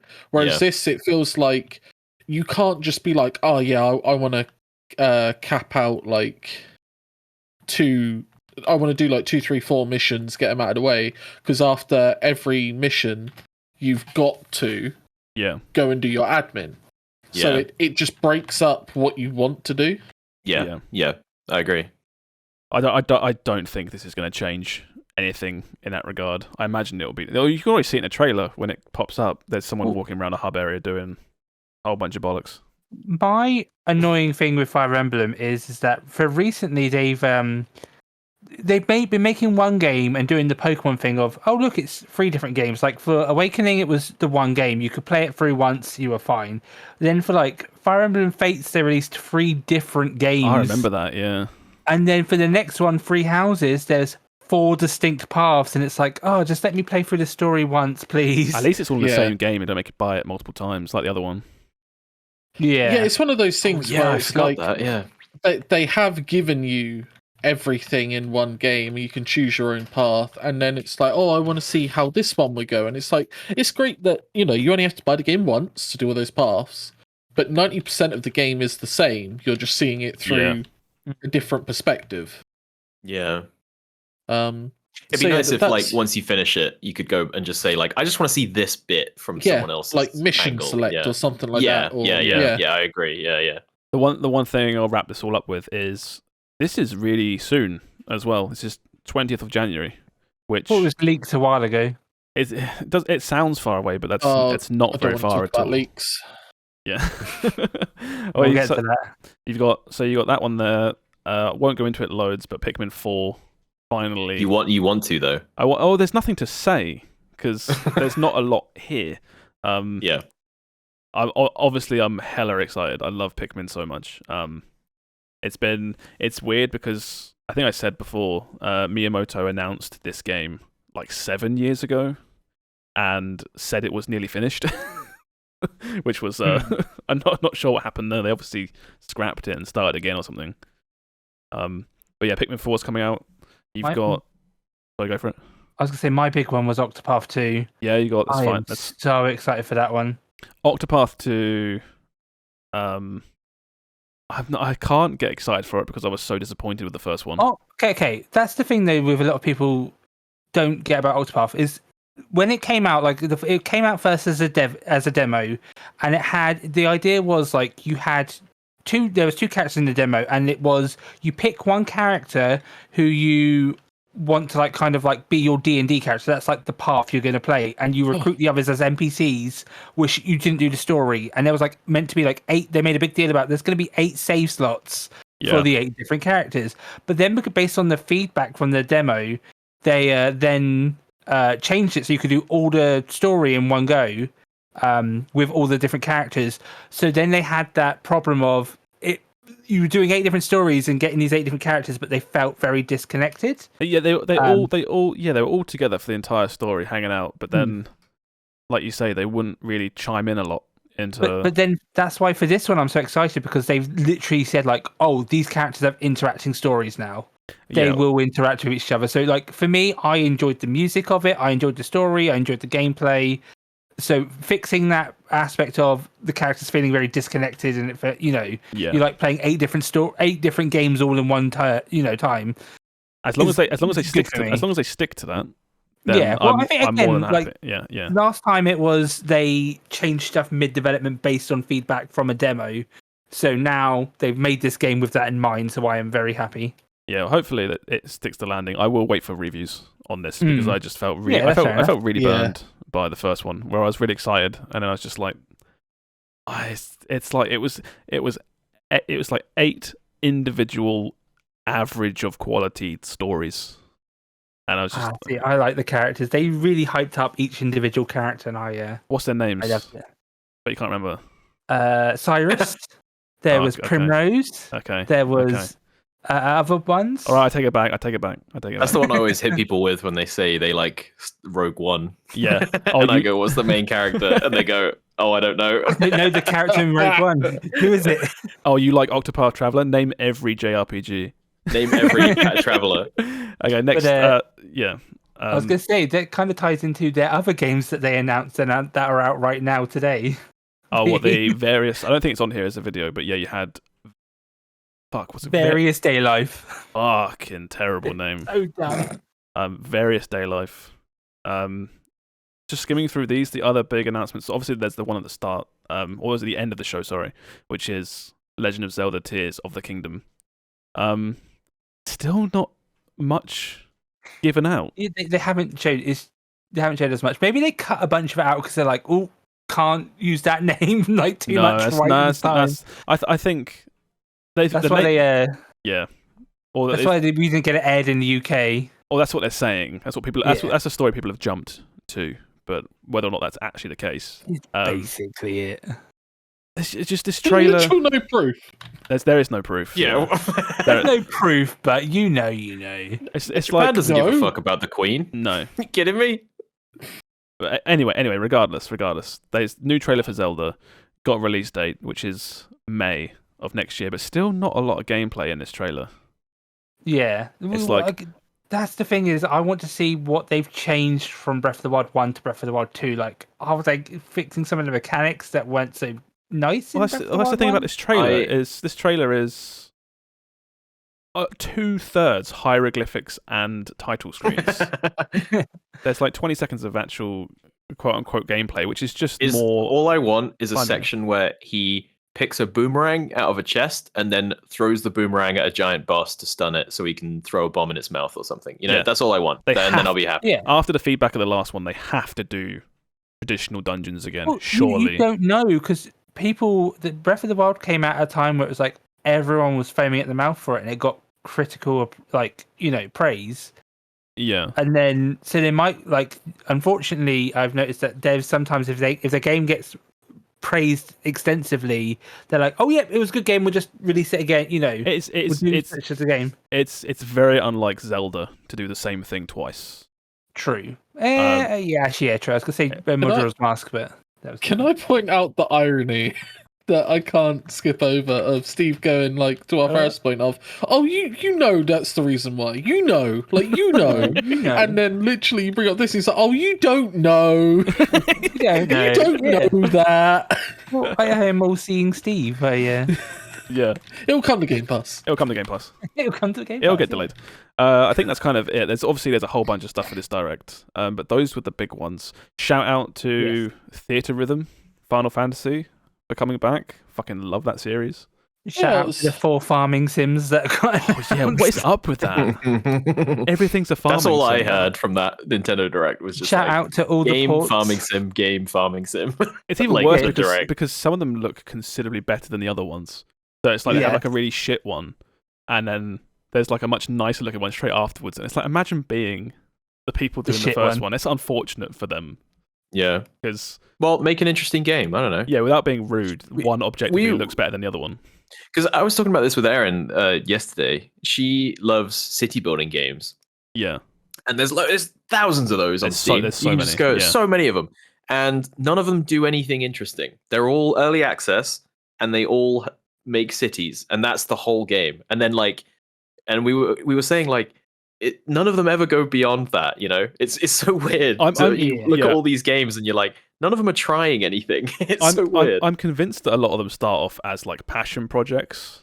Yeah, and then it gets too far, and it's like, well, you're probably right. Yeah. This. Yeah. Anyway, so that was that conference. They showed something Bayonetta, but I don't know. It's it's not a lot to say. Bayonetta 3 is going to be awesome, obviously. But yeah, that's that one. You had a PlayStation State of Play, which is basically a PlayStation Direct. 10 games in that. Lots of cool stuff. Tekken 8 looks fucking awesome. Oh my god. It looks like a poorly collected bag of someone smuggling bowling balls. That's basically it. This does the thing where it's like, oh, this looks like a cool cutscene, and it just goes to gameplay. And it's like, oh my god, it looks so good. I like that. It looks the visuals of it look so. We're at the point now where games just you had that thing on back with PS3. You were like, I can't wait for games to look as good as cutscenes. And now we're actually there now. It's kind of crazy. We're all getting there or almost there. No, we're there. We are there. We are there. It doesn't look lifelike, but it doesn't need to. I feel it already looks amazing. Anyway, Tekken 8 coming out. Does it continue the story of Tekken 7? Continue the story of Jin and Kazuya forever fighting on the edge of a cliff. Nice. I watched that. We don't have to get into it. I watched that anime the other day. It was weird. Tekken has a really elaborate story that I don't know much about, but I know it's there. It's all about bloodlines and demons and shit. So yeah, Tekken, a new God of War trailer. This looks so good. I played a little bit of God of War 1, but I was like, damn, this do I need to play God of War 1 properly and then God of War 2? Oh, have you not played God of War 1 properly? I've done up to the first boss, but it's on PlayStation. That's a pain setup. It's on PC. Someone buy it for me then. I've got a PlayStation. Buy your own AAA game, Christ. It's on sale all the time. There's a PlayStation sale. I bought Hyrule Warriors 3 times. I'm done buying games on multiple platforms. Someone buy it for me because I can't bother to buy it. Yeah, exactly. Anyway, God of War Ragnarok looks sick. This game is going to be. I think this is my next most hyped game because this is really close now. It's November, I think. Oh, I don't want to play it on PS4. It's November 30th, I think. Yeah. Someone buy Will a PS5. Go on. No, you can buy his own. He's an adult. I just borrowed your God of War to play the first one. I'm just gonna borrow. Can I just borrow your console to play the second one? No, I feel like I've got a balked PS5 where it's just if I move it too much, it'll just break. What is up with your consoles, Josh? Isn't your Switch broken as well? It's called. I'll tell you what it is. I'll tell you what it is. It's called early adopters tax. And it's because I buy all these consoles on launch day. Yeah. And I get the fucking balked version where you can eventually probably do piracy on it or something, but it just has a fan that sounds like the sun. Held together with duct tape. Literally. Those were the two big ones. The Yakuza pre-made whatever. Yes, you have Yakuza stuff, but we'll get into that on the next bit. There's a whole bunch of there were some Korean games that look quite cool. The other big Korean games always look though really good. It's cheating, isn't it? I'm sorry. Yeah, sorry, you go. I was gonna say the one big thing that I got from the PlayStation thing was the Hogwarts Legacy is doing a PlayStation exclusive quest. Which looked really cool, really horror themed. There it is. And I think one of the Assassin's Creed that's coming out is also doing something similar to this. I hate with a passion it being like, oh, you have to get this game on this console to get this thing. It's like with Avengers, Spider-Man being locked to PlayStation. It's dumb. I've accepted that. So personally for me, I don't care about these because in my experience, every single time this happens, it's the most minor content, just forgettable stuff. Yeah. Oh, but the trailer looked so good for It's it. like they're all these devs crunching, and they're like, we still got to do that fucking PlayStation deal, and it's like, oh, just throw some mobs in a room. I don't care. Yeah, well, it's like Steve. The reason the trailer looks so good is because they want you to buy the PlayStation version. Yeah. But ultimately, I guarantee you, this will be a 20 to 25-minute long side quest that is probably kind of cool. Me. But yeah. I can't get hype for, or not. I can get hype for it, but I can't it doesn't work on me anymore. I feel like I'm like, I don't care. I'll buy it where it's most convenient. I'm not going to worry about it. Yeah, it's just I just hate it when games do that, especially PlayStation. Watch it on YouTube. Yeah. Like literally. Yeah. Wait, you just cracked the secret of not playing video games ever, Josh. I'll watch that Fire Emblem character play it on YouTube. So yeah, that's really funny. That's that one basically. There's some more stuff there, but that's all the important ones there. This one's quite a quick one, but it's still very cool. There was a separate event or show that was just for Yakuza stuff because Yakuza is so popular now. Yeah. So the last Yakuza was called Like a Dragon, and it was Yakuza 7. The big announcement is that there's now Yakuza 8, Like a Dragon 8. So the sequel's been announced. But they also did a few other ones. So you have the game called Like a Dragon Ishin. And it came out, I think, on PS3. It might have been early PS4. It was a long time ago. But yeah, that's getting an official port, which is cool. It's the first time I think you can officially play it, in this country. Yeah. Is that the one and they're just not doing English VO for it or something? Yeah, because I assume when they made it, they didn't do English VO at the time because they never intended it to leave Japan. They were like, why would we bother? And now I think people are used to playing these games in Japanese anyway. Maybe. Yeah, I remember reading their whole there's just too much that wouldn't translate properly. Well, yes, yeah. Well, Yakuza is at least modern day, Japan, right? Whereas this is proper ye old Japan with ancient traditions and probably a lot of stuff that would go straight over our heads, I imagine. Yeah. But I love the idea this is getting sent over. I don't think I'll play it. I'll because they're so long. I'll just play the mainline ones. But yeah, that's coming over, and there's a little in-between game called Like a Dragon Gaiden, the man who erased his name. And it looks Is that the full title? That's the full title. Like a Dragon Gaiden, the man who erased his name is a side story set after Yakuza 6. Yeah. That's on the box. It's basically so Yakuza 6 is the last mainline game with the main character from 1 to 6. So this is to bridge the gap, I think, between what Kiryu is doing between 6 and 8. What about 7?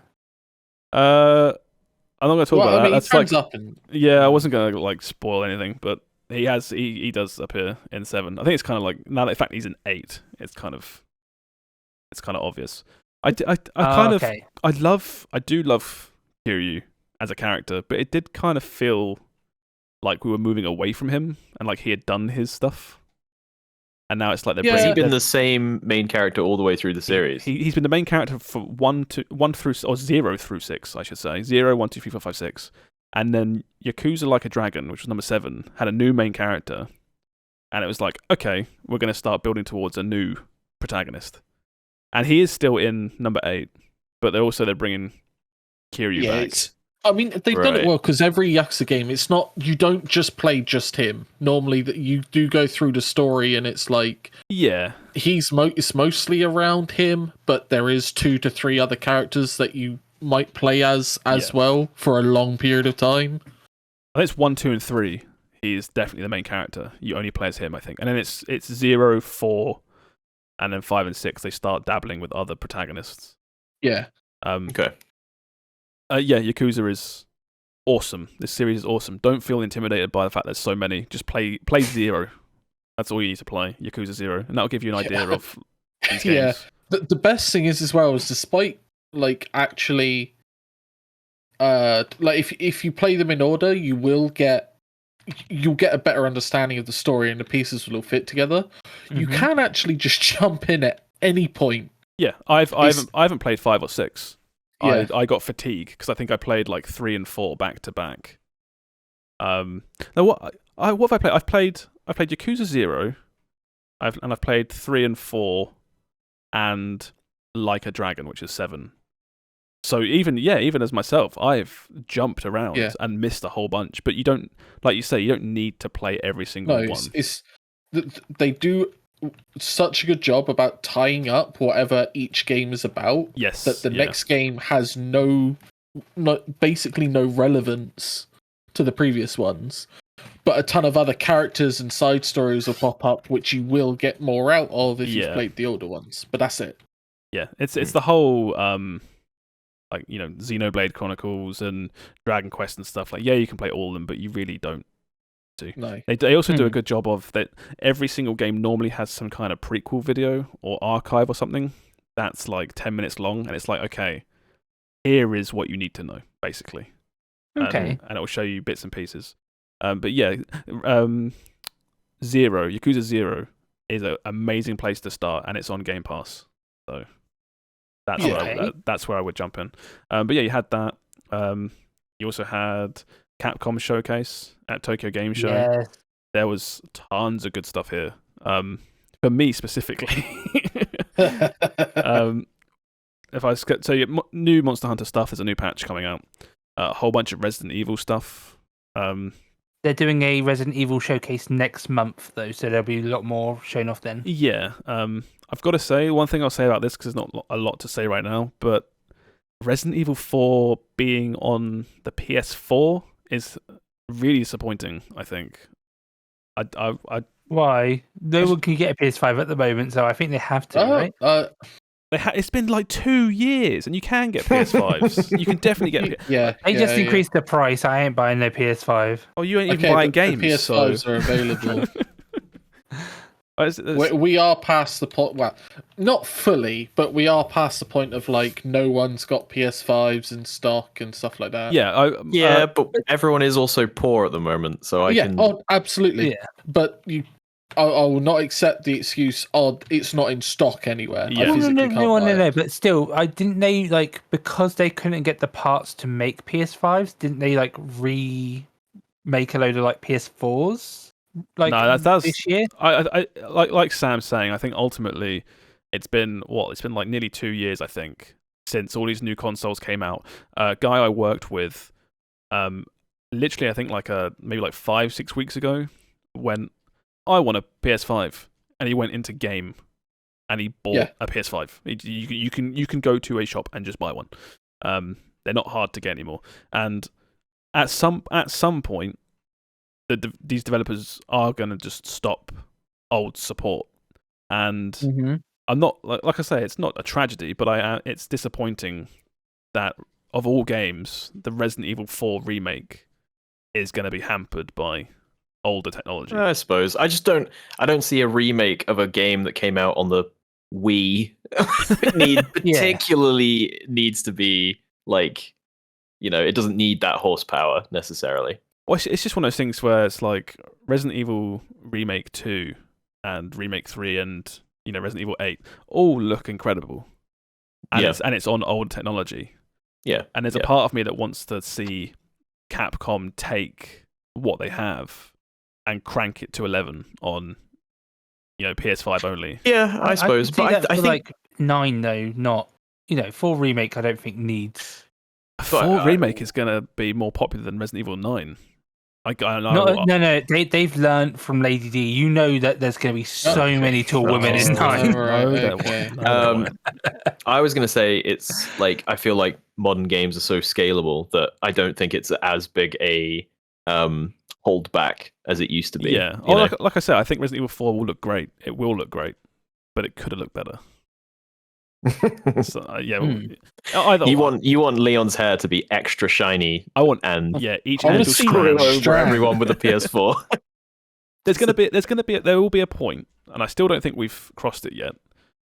You might start seeing it when like Final Fantasy 16 and other games come out, where a whole bunch of games do start coming out only on current gen hardware, as in PS5. Yeah, of course. And people start going, "Oh shit, this looks amazing. Why have PS5 games have looked this way for so long?" But now people are pushing the technology. It's like, and as I said, we're still not there. God of War is cross-gen. Street Fighter 6, which we'll get to in a minute, is all cross-gen. All these games are still on PS4. Yeah. I just wonder if that refractory period, as it were, is that getting longer every generation because the games are so easily scalable now to just, you just whack the resolution down or whatever, and it's like, okay, well, it'll run on like 30 FPS, but it will run. So that was half the Switch conference was scaled down games. Yeah. They got Doom. They got Doom Eternal on the Switch, Josh. You can put Resident Evil 4 Remake on the PS4. If that's the takeaway of all this, I don't want it. What else? So Exoprimal. Yeah, new Exoprimal stuff, new Mega Man stuff, blah, blah, blah, blah, blah. Street Fighter 6.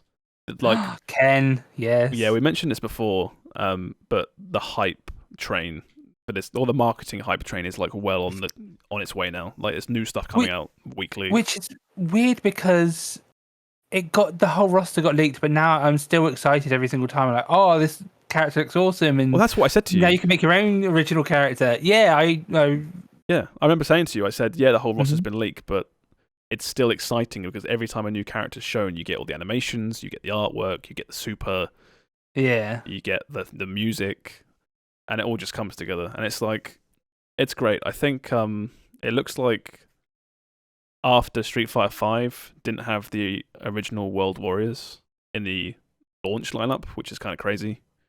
This one is going to have them. So you're going to have like Blanca and E Honda. Well, they were all DLC before for Street Fighter 5, which is really weird. I think what I because I played a little bit of Street Fighter 5, that game just seemed to be like you load it up and you have to go straight into battles, whereas this game has kind of like, it seems like a story mode where you can like kind of control your character, move about, and I feel like that's going to get people a bit more into like maybe who aren't fighting game. That's going to help the casual player base. Yeah, for sure. That was Street Fighter 5's biggest problem, is they went all into this weird esports push and were like, look, the game has training mode and 2-player versus mode and online play. That's kind of busted, but that's all you need, right? And then no one fucking bought it because most people don't want to compete at EVO. They just want those custom characters look awful. I can't wait. I can't wait. You can. I love that so much. Let me go back to that. The fucking person spinning bird kicking through the sky. I don't know. Isn't the strength of Street Fighter specifically the really strong like Ryu and Ken? This is purely story mode, as far as this is purely story mode. I guess, but I just mean like all this effort to make a character creator, and it's like, no, I'll just play as Blanca. Thank you. You say that, but like. I've seen people go crazy for those in Soul Calibur and in the wrestling games. People love making characters that look like their favorite VTubers, like celebrities, like Sonic. Yeah, and it's a load of content for people who aren't heavy into fighting games. The thing is, as well, is it's like Steve says, like fighting games are so intimidating to most people, and this is stuff so that someone can just buy it and just play around and not get destroyed online and their ego's destroyed. You can just beat up some hobos as Ken or something and get single player XP. It's that. I don't like story mode. I'm all in. Yeah, that sounds cool. I'm tempted to get that. It's just character creator stuff. I think weirds me out in games like this. I will say I do agree. Some of the characters they show are fucking weird. But at the same time, they've said if I can find, where's that weird metal guy? There he is. Seth. Yeah, basically Seth. They've said that this is powered by all the tech that they use for, say, like Monster Hunter character creator, which is a really good character creator. Is it? Yeah, I had a little bit of the. Monster Hunter ain't good. What I remember of Monster Hunter character creator is basically generic anime protagonist. Maybe I'm getting mixed up with Demon Souls and maybe I can't remember. It's certainly not bad, right? Yeah. Don't get me wrong. It's serviceable. It's not the pinnacle of graphics. Let's put it that way. Yeah. Either way, I had to buy DLC to get one hairstyle that I liked because the default ones are all trash. Yeah. Well, and then you put a helmet on and it doesn't matter anyway. It doesn't matter, yeah. Well, either way, that's how this is going to be, where it's like you make a character, you dick around for a while, and then you just go play. The ultimate like end of these sorts of things is you sit in training mode with find match turned on, and that's what a fighting game is ultimately. Really excited for this. So 4 new characters they showed: Dhalsim, E Honda, Blanca, and Ken. Hobo Ken. Also, I look at Ken and I'm like, Jesus Christ, like body fucking type is going crazy. Oh yeah, like, I never really noticed it. 'Cause in the older games, I swear they still make like Ryu and Ken, like, yeah, they're buff, but they still look like humans, you know? Well, we had the first ever trailer was Door Ryu, where he was literally built like a door. Yeah. And then like, now we got Hot Hobo Ken, and I'm like, yeah. I imagine they'd probably make like Ryu and Chun-Li, right? They make those first, and then and then base the rest of the art style around that. Anyway, How big can we make her hips this time? Well, Chun-Li actually looks a bit more tame this time round. The problem with Street Fighter 5, not problem, but with the art style, is they had massive hands and feet. Yes. And they don't have that anymore. Yeah. But it was always in the service of readability. We'll see how that fares in this, because they've got actual normal size proportions. But yeah, so that was that one. Still really excited for that. There's a closed alpha in about a month that I signed up for that I hope I get into. Really do hope. I am going to Street Fighter's biggest fan. Of course you get into it. Oh, I'm picking. Josh asked me to get him in access, so I'm going to email Capcom. You email Capcom for me. Talk to your contacts at Capcom. Yeah, I have no contacts, but I will try. Next news story. This is actually fresh off the presses today. It's been. Is that all the conference stuff? That's all the conference stuff. Yeah. Oh, weird. I thought it was more conference stuff. I don't know. There's. If you go through it individually, there's a shitload of games, but we've picked out the cream of the crop. Yeah. GTA 6 has been leaked all over the internet. 90 plus videos. It's insane. I would like to preface this with this is like incredibly early GTA 6. Well, people are saying that it's early GTA 6, but that's not representative of its current state. Apparently, it's just that the builds and footage is old. Like some external hacker got access. Like the amount of people that I've been like seeing tweet about this, being like, "Oh my god, it looks worse than GTA 5," blah blah blah, and I'm like, "What world? It's so bizarre. World do you live in?" It's so bizarre. It's so bizarre. Poor takes in it. Yeah, it's just like, obviously it's not going to look worse than GTA 5. If you think for a second, use a little bit of brain power for a split second, it's obviously not going to look worse than GTA 5. But then their hot take wouldn't get out as fast. That's true. Yeah. You see the news and you literally just blurt onto a keyboard whatever you're currently thinking and then just tweet, just so you can be as fast as possible. Yeah. So this article hasn't got any specific. It's got one screenshot, but like Steve was saying, I think it was who just said there's 90 videos? Who was me? It was you. I think it's like a Reddit thread on gaming leaks where it's just a shitload of stuff. And this also confirms leaks earlier where they like it's a male and female protagonist, and it's in Vice City as well or something. Yeah. I think for me, I haven't gone through 90 videos, but I've gone through some of it, and you don't need to watch it all, I think. It's just nice to have confirmation of a lot of things that were speculatory. Yeah, I'm not watching any of it because I'm like, I'll wait till GTA 6 comes out. That's also like, because of how early it is, you can only ruin your own expectations of this game by looking at the leaks. It's GTA 6. It's gonna be amazing. It's like it's gonna be. Am I weird in this that I just don't care?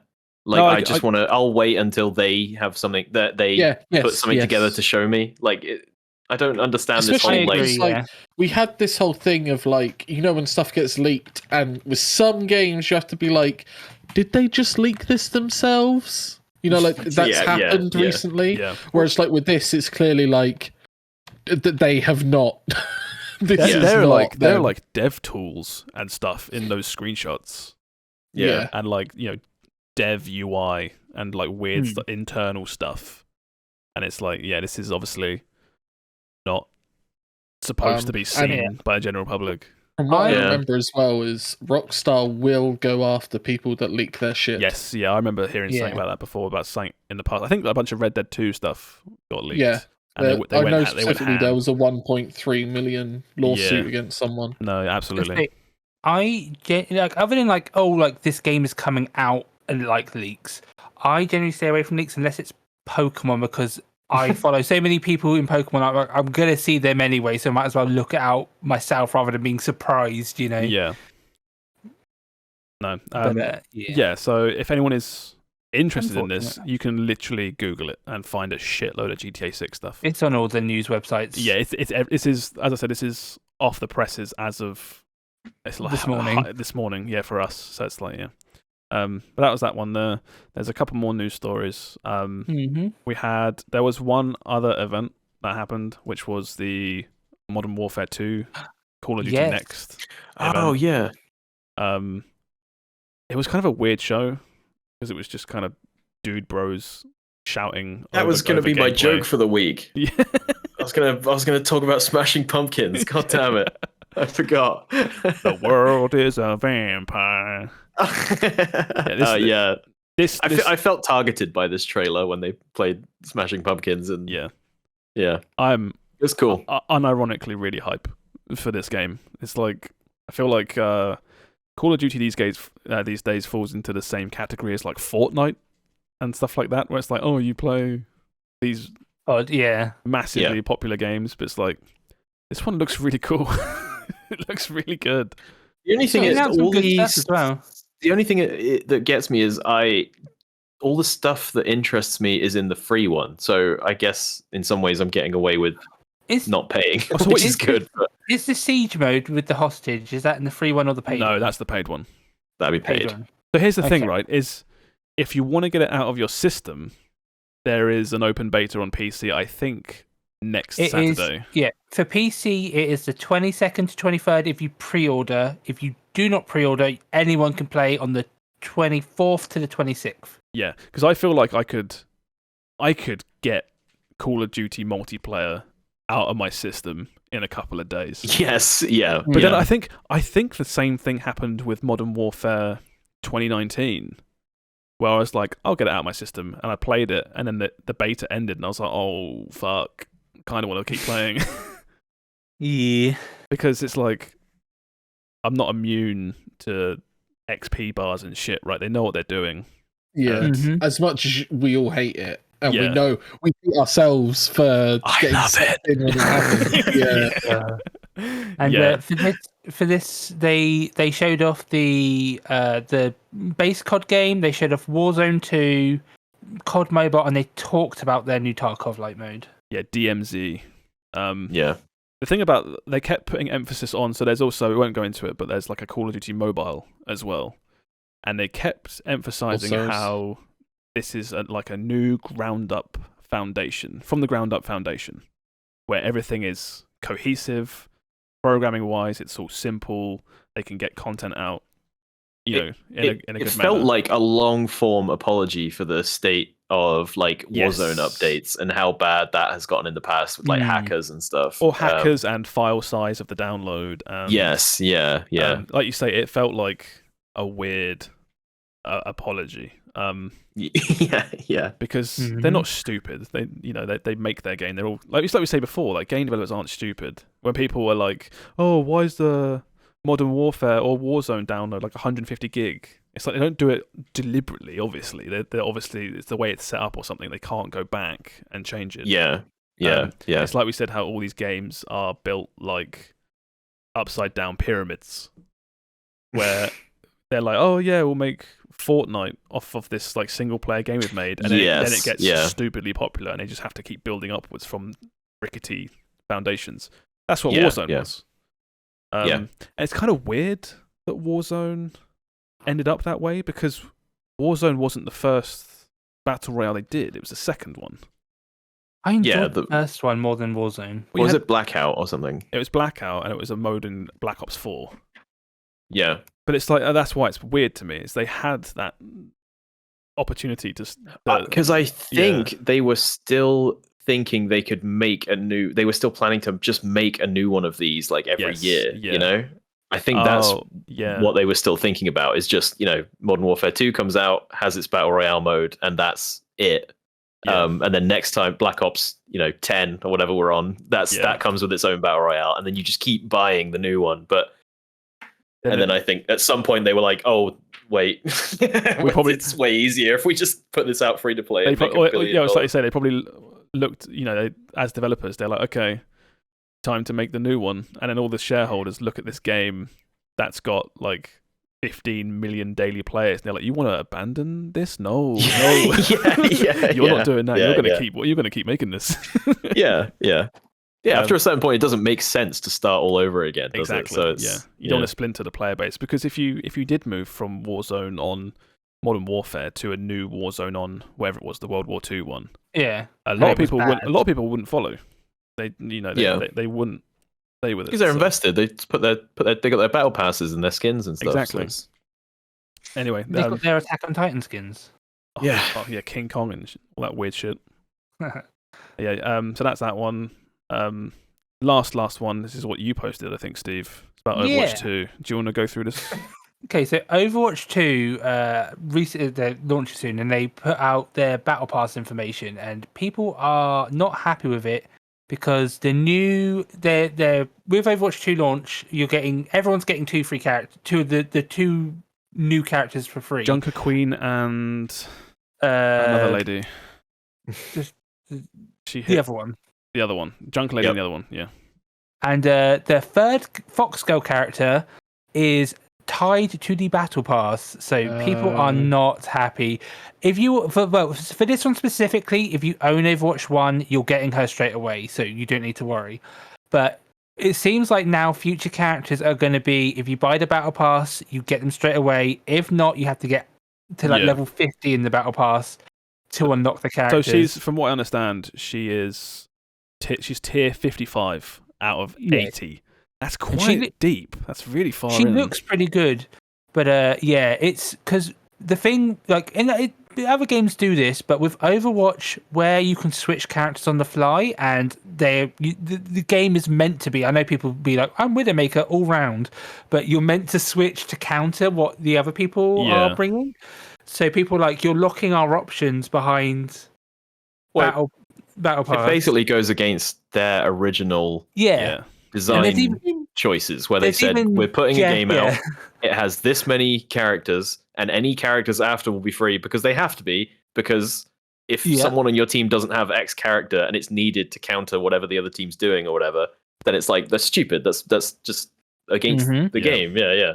And Jeff's there's even a video of Jeff saying basically that, so people are linking that about. But it's. I was talking about this with Josh, and he did bring up a good point of Overwatch 2 is free now, so you can not that he agrees with this, but not I agree, but it does have. So Josh is fully on board, is what you're saying. Yeah. Put loot boxes in. Josh is a Blizzard chill. I love all that stuff. Chill. No, it's just like they do have to make money now, and I think Overwatch was out for so long that people kind of forgot that they paid for it.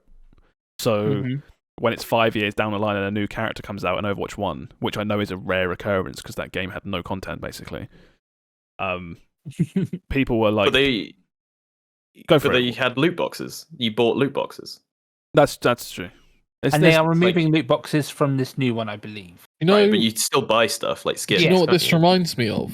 What's that? Is a game that got utterly slated, which was Chocobo Racing GP. Oh my god, I forgot about that. What the fuck? It launched and it had the Battle Pass where you unlocked Cloud Strike. Yes, I remember now. And if you didn't get it in the Battle Pass, that's it. No Cloud for you. I assume the character would not be once. It would be like Hunt, where if you don't unlock it in the season. No, they have that. No, I will confirm this. I have read this. They have confirmed that after the Battle Pass, the character is available for everybody. You have to buy it. You don't have to buy it. You have to do some gameplay stuff, and then you can get it.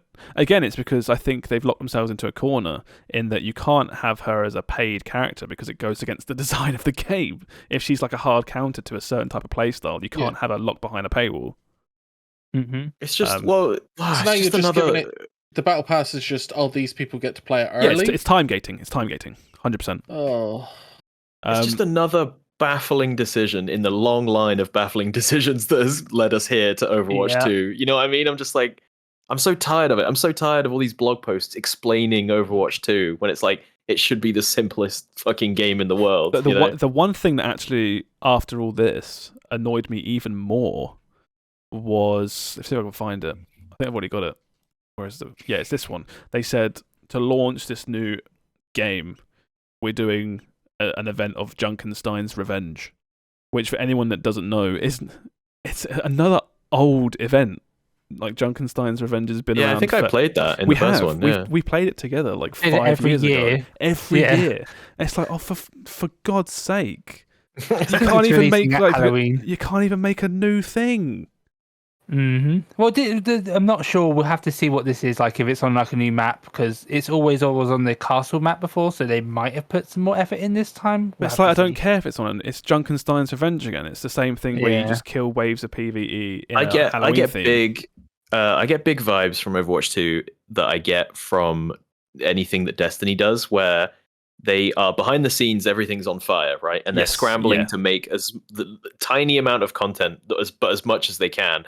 And then they have to spin that small amount of content out into something that people will play for the next 3 months or something. Yeah. And it's like all these like, oh, look, isn't this exciting? We've got 4 skins or something. You can buy though. And it's like, well, not really, but I guess. Like Halo's Battle Pass, where it's like, in 4 months, we're releasing 1 new gun. Exactly. I saw an official statement as well. I can't remember where it was, but they were saying how the first season of Overwatch 2 will have more content than most of Overwatch.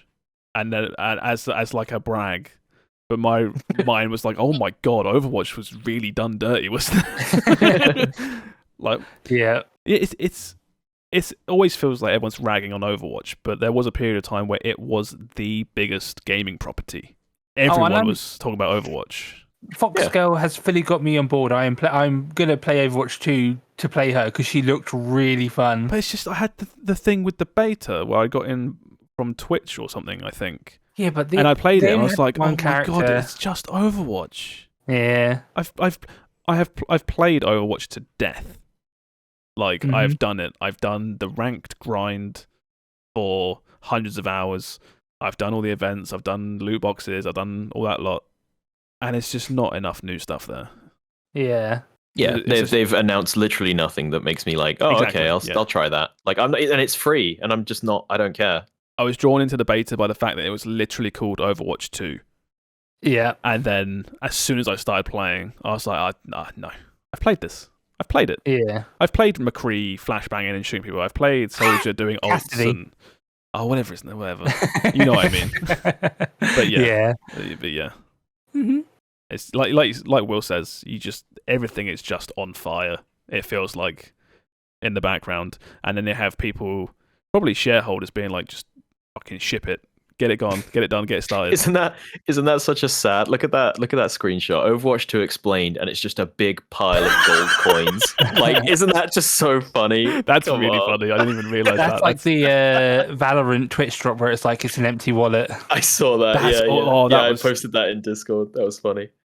Is that self-aware? That's got to be self-aware, right? Probably. The Valorant one in particular, where it's like, here's your Twitch drop. It's someone opening a wallet and it's empty. Yeah. But someone also, here's a £90 AK. Like, how the fuck did I manage that? Yeah. Yeah. That's all the news for the week. Mm-hmm. So that's another week done. Good job, everybody. Thank you. I tried really hard this week. We had a good little game show. We had a question. Yeah. We got through all the conferences somehow. We ignored chat for 2 hours. Yeah. There's a chat.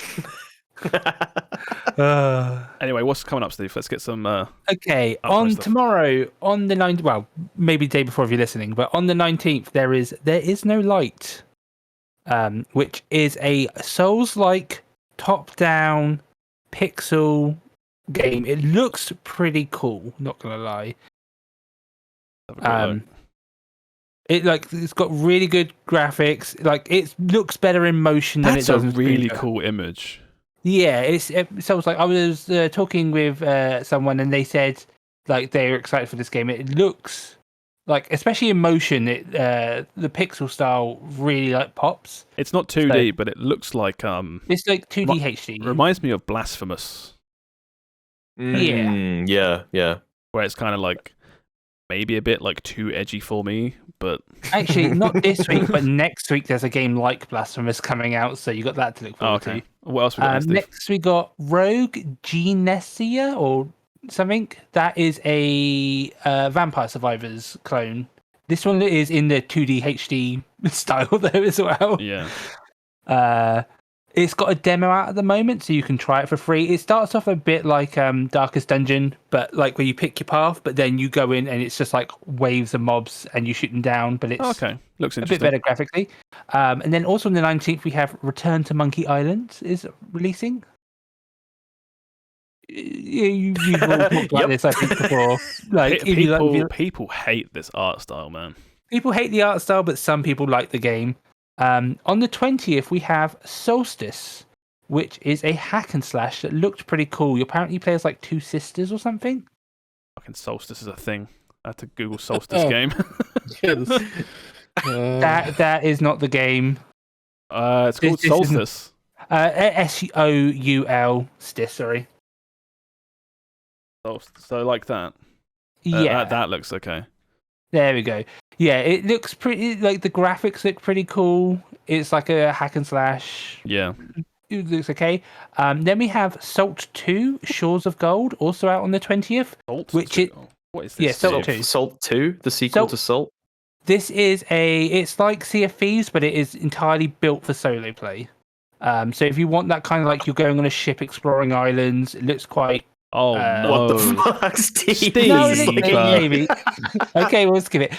On the 20th. Also, what was that sentence? It's like Sea of Thieves, but for solo play. So like apparently, I don't know. Could not have said a more unappealing sentence. Anyway, also on the 20th on Game Pass, and also if you own it already, Deathloop is getting its Golden Loop update. Sick! Yeah, Deathloop is getting crossplay, and it's the reason why I bring it up is because it's got the invasion mechanic, and that is really fun. But there was not very many people before, but now it's on Game Pass and crossplay. The invasion mechanic, like, because you can either do the main game or the play as the female character who is the invader, and that was a lot of fun. So I'm quite looking forward to that. Yeah. This one might be questionable as well. On the 21st, we have Gundam Evolution, which is a free-to-play 6v6 game shooter. Oh yeah, no, I've seen. This looks all right. This looks like it would be worth a laugh, worth a check out. What's it called? Gundam what? Gundam Evolution. It's Gundam Overwatch, basically. Yeah, and it's free to play on Steam. So okay, it looks janky enough that it could be a bit of a laugh. That does look like it could be a bit wanky. Wanky. Yeah. Okay, on the 22nd, we have the Dio Field Chronicles, which that is the Square Enix. It's DIO. Yeah, it's the Square Enix game, which is XCOM like. Oh, I remember this. Yeah, what was it? XCOM like? Wasn't it?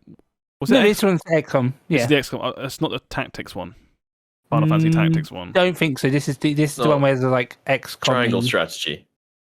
That was it. Triangle Strategy is coming out on PC now, but that's like far off. Yeah, this one's the fuck XCOM that one. name. Triangle Strategy. I'm sorry. That name is so stupid.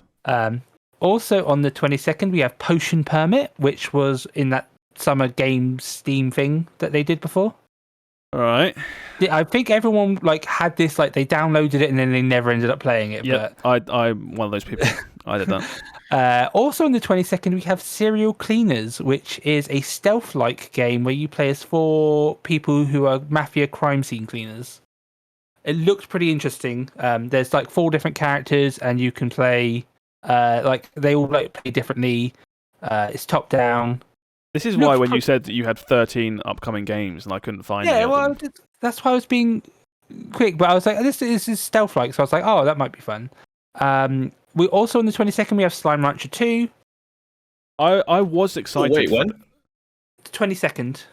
I was excited for this, but it is early access, so I'm worried about the amount. Oh, boo! Yeah. It is early access. No. Also on the 22nd, and coming to Game Pass, we have Gloomhaven.